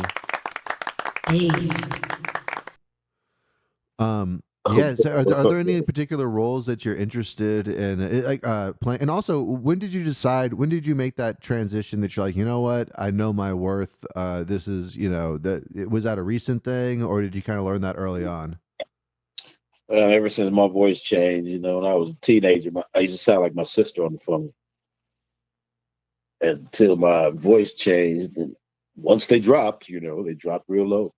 So everybody used to talk about how my voice is great, should be on the radio or something. So I finally took the word for it and got a demo made. Where'd you get demo made? This is back in the 90s, or was Back this then- early back 80s, then, or what? talking in the 90s, right? So I had to go physically to a studio and record it. What would they have pay you $50 record? an hour. What'd you Pay record? $50 an hour, or whatever it is, to record. I went to a studio called Cat's Paw here in Atlanta. It's probably no longer in functionality. But back in the 90s, I went in there and recorded my demo for voiceover stuff, man. What would they have you record with, like Shakespeare stuff, or was it like No. commercials, It or was what? take a tube of toothpaste and read the back of that, you know what I'm saying? And it sounds like a commercial. If you read it with enough gusto. Arm & Hammer baking soda toothpaste. It effervesces in your mouth. Interesting. Stuff like that. Take an article from magazine, read that, make it into like a PSA announcement, something like that. Stuff I saw on TV, commercials I saw on TV. I love, like Avery Brooks used to do this one for National Guard. And I thought it was pretty cool because Avery Brooks got that voice like that. So I did my take on that, put that on there. It depends on what you want to do, man. You can do all kind of things. You do characters. That should be a separate demo, though. Interesting. If you do characters, that should be a different demo tape. So your commercial voice is the one that you use to try to get the gigs for commercials, stuff like that. That's your commercial voice. That's your everyday speaking voice. When you want to do characters, that's cartoons or something like that, you put that on a different demo tape. So, and neither one of them should be longer than a minute. Nobody really? has the attention span to listen to you longer than a minute. The whole Trust demo me. tape should only be a what I minute. mean. You know what I'm talking about. What? The whole demo tape, the entire tape, only a minute. Less than a minute. Less than a minute. Interesting. That's great. That's great to know. Interesting. Oh, yeah. Most people ain't gonna listen to you for more than a minute or so anyway. If you ain't got the ear in a minute, you're not gonna get it. You're never gonna get it. blah, blah, blah. Well, fantastic. So I just want to let you know we are coming up on the end of the hour. I'd love to talk as long as you want to talk, but I know you're probably busy. And I just had a couple more questions. First off, how are your cats doing? I know you got 4 cats. Is that right? Or you guys They're got bad boys? They're doing good. Although one of them keeps shitting on the floor. We got 4 litter boxes, and he's shitting on the floor in the room where there's 3 litter boxes. So I don't understand. I think the younger kitty is giving him some anxiety. Want to attack him when he's using the litter box or something. I don't know. My wife thought the answer would be to get 4 litter boxes since we have 4 cats. We did that, and that didn't stop them from doing it. So I don't know what to do. But other than that, they're doing great. Yeah, that stinks. That's what they do, though. I figured my cat was doing that, and it was because I took away its old water bowl because it was a stray kind of. It was I had it since it was a kitten outside, and I used to have this one water bowl since it was a kitten. And so when I brought it into the house, I got it like a new water bowl, like one of those auto ones and stuff, and I took the other one away, and it started crapping. But once I put that one back, so it might be something like that also. Maybe something got taken away also, and you put that back or something. But yeah, it probably might be that kitten. That's like smart. That's a good idea. Well, I was against getting the 4th litter box because guess who has to clean them? Dude, that's what I'm always cleaning the fucking litter box. And then and then they're always snuggling with my girl because they're like, oh, well, you're the shit cleaner. So obviously you don't run shit around here. Let's go chill with the queen. Oh, We know who the boss is. So last thing I wanted to ask, man. So I noticed you have a whole bunch of Looney Tune clips on your YouTube channel. And so are you a big fan of the Looney Tunes? Are you kidding me? Of course. Yeah, it's because of the voice Mel acting and Blanc? stuff. And That's who influenced me to do what I'm doing now. The man of 1,000 voices, Mr. Mel Blanc. Yes, sir. Fuck yeah. That's right there, man. I call him my Uncle Mel. I got two Uncle Mels, Mel Blanc and Mel Brooks. Hell yeah, So, dude. I love Mel Brooks' movies. My favorite movie by Mel Brooks is History of the World Part 1. Genius. And Mel Blanc just taught us so much. I mean, most people wouldn't have ever heard classical music unless they watched the cartoon. That's a great point. Think about it. Yeah, that's a great point. You hear classical music in those old Bugs Bunny cartoons all the time. Killed a wabbit. Killed a wabbit. Yep, opera. They did opera. What do you want with a wabbit? Yeah, man, that's a shit. That's But badass. then I grew up and started doing these actual operas and shows. I remember I was like, this is the music they was using in that Tom and Jerry cartoon. You know what I'm saying? Well, it's the same thing. So I picked it up good. Yeah, I started off as a music major when I was in college. But when it got to doing music theory, I sucked at it. So I changed my major to commercial art. True story. Interesting. What was your difficulty with the music theory, you think? It was like calculus with notes, and I was bad at math. So I couldn't even imagine trying to do that shit. I could sight read music. I could read the notes and sing my part, sing the bass line to it, especially if I hear it on the piano. But as far as writing the music, therein lies the problem. Can't write that shit. Do you play any instruments?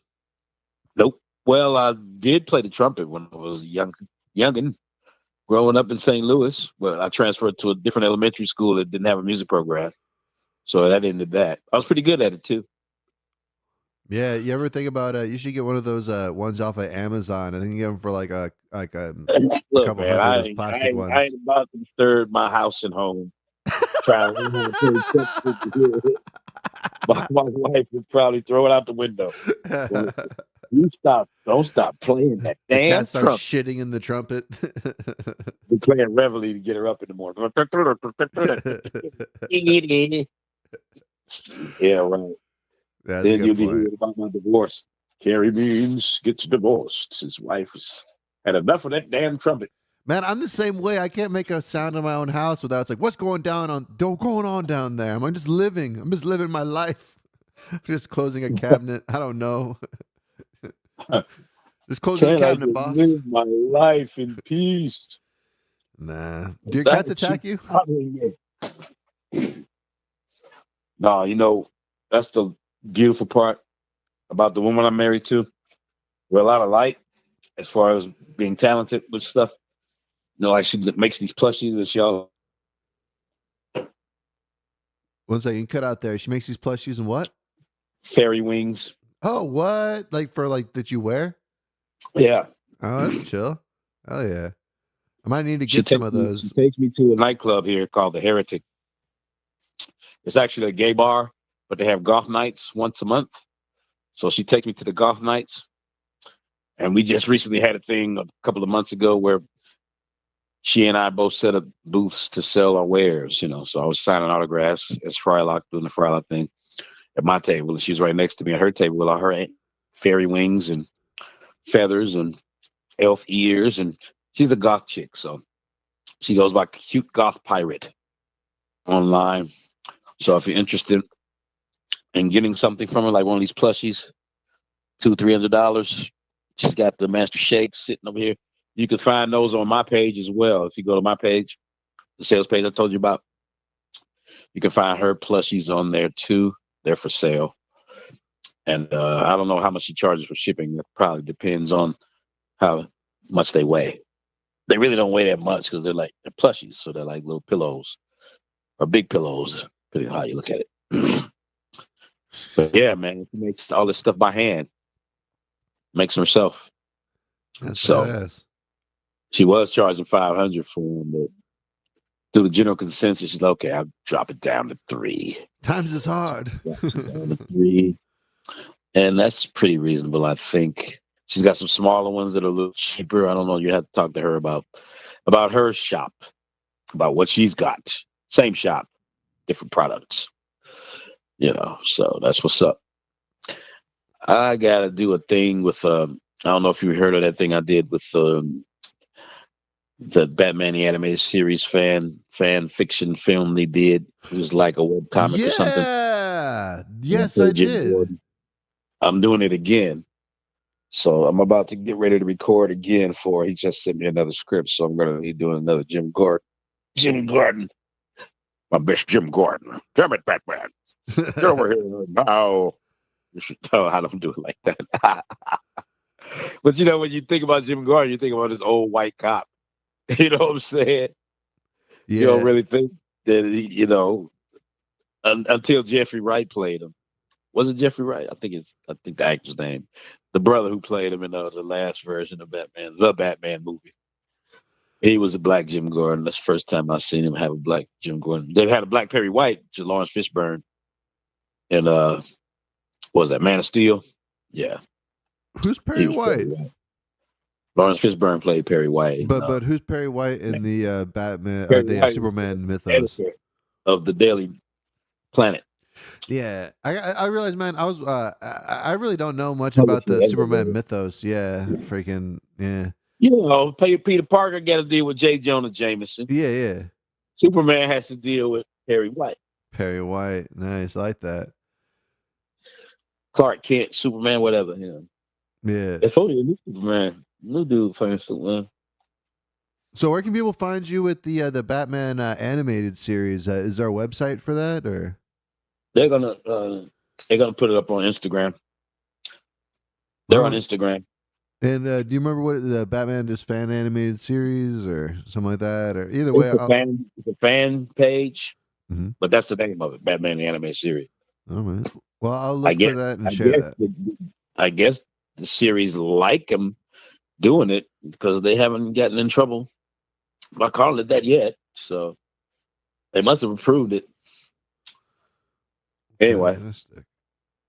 Probably because I'm not making money off of it. If you're making like no money off it, you're just kind of hard maybe to. Hey, if somebody wants me to do something, they have to know two things: I'm in SAG and I ain't cheap. At least, but I am really cheap considering what I could charge. So I'll charge a few hundred. You know what I'm saying? That's it. Okay. It's just a few lines. If they want to be Batman, that might be a little different. It might cost you a couple of grand if you want me to do Batman's for it. It's not that I couldn't do it.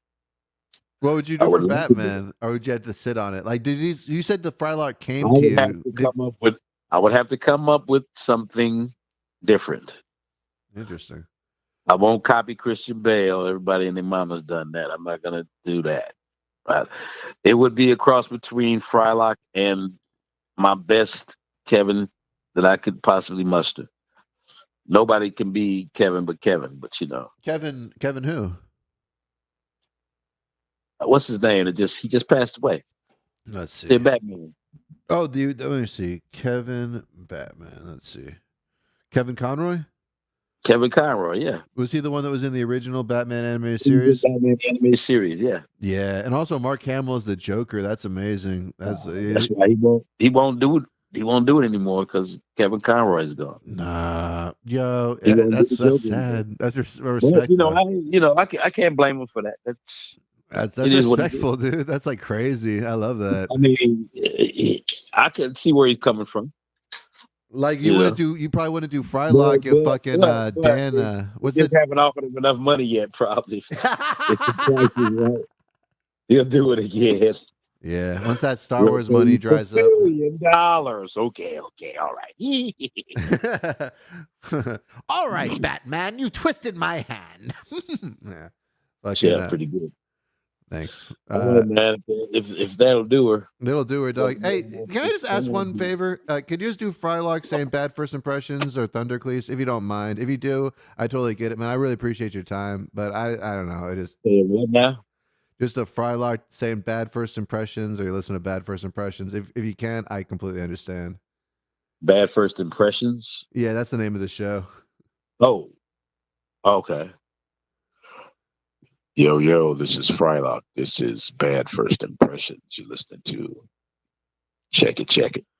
All right, thank you, boss man. Well, thank you so much for your time. Everybody, go check out Carey Means. You guys can get commissions. You guys can get plushies.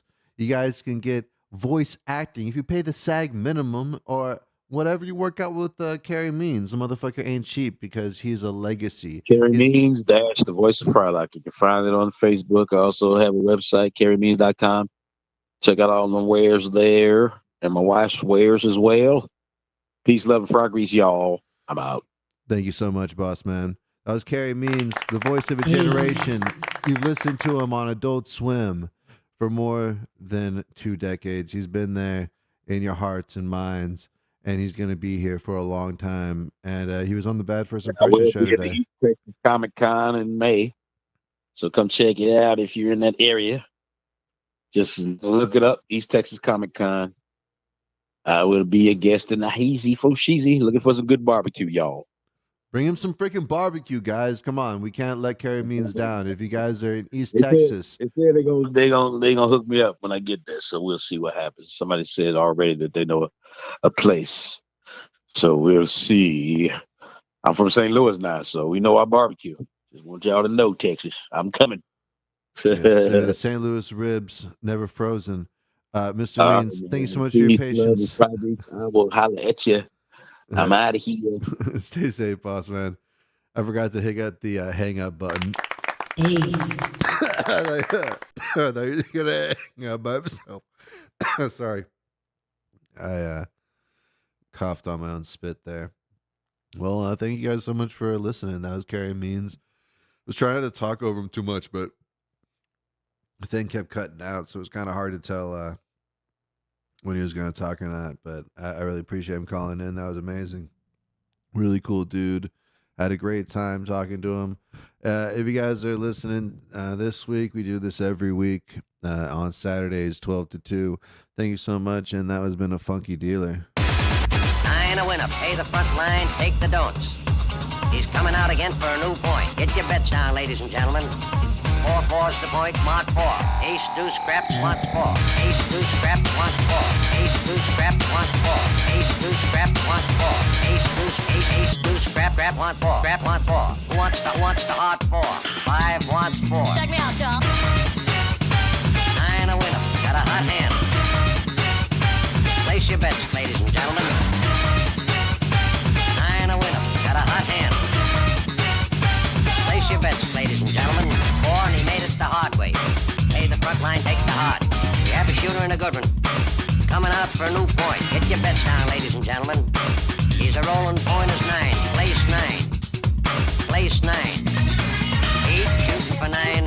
5 shooting for 9. He's a rolling point as 9. Place 9. 8 shooting for 9. 5 shooting for 9. Who wants to come? 6 to point. Check me out, y'all. 9 a winner. Got a hot hand. Place your bets, ladies and gentlemen. 9 a winner. Got a hot hand. Place your bets. Place your bets. Who wants to come? 6 to point. Who wants to come? 6 to point. Place your bets, ladies and gentlemen. So funky.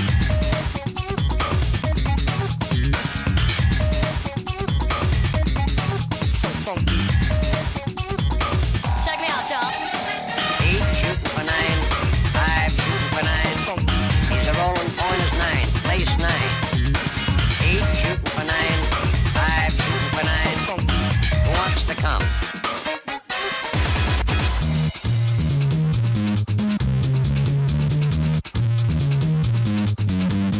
Place 6. So funky. So funky. Coming out again for a new point.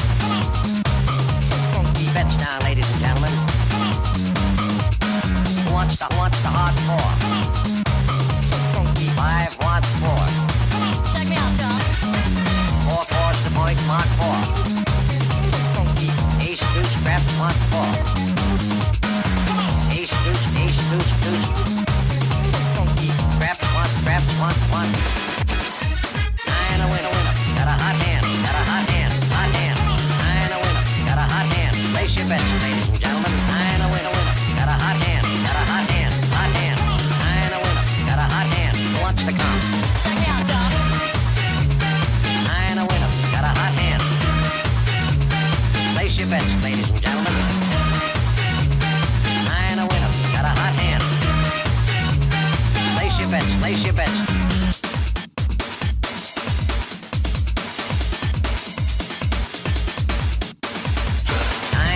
Pay the front line, take the don'ts.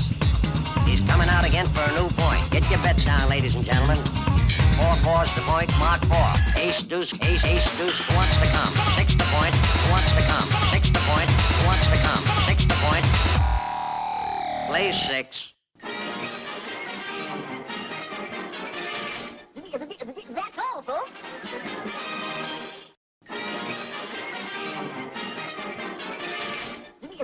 That's all, folks.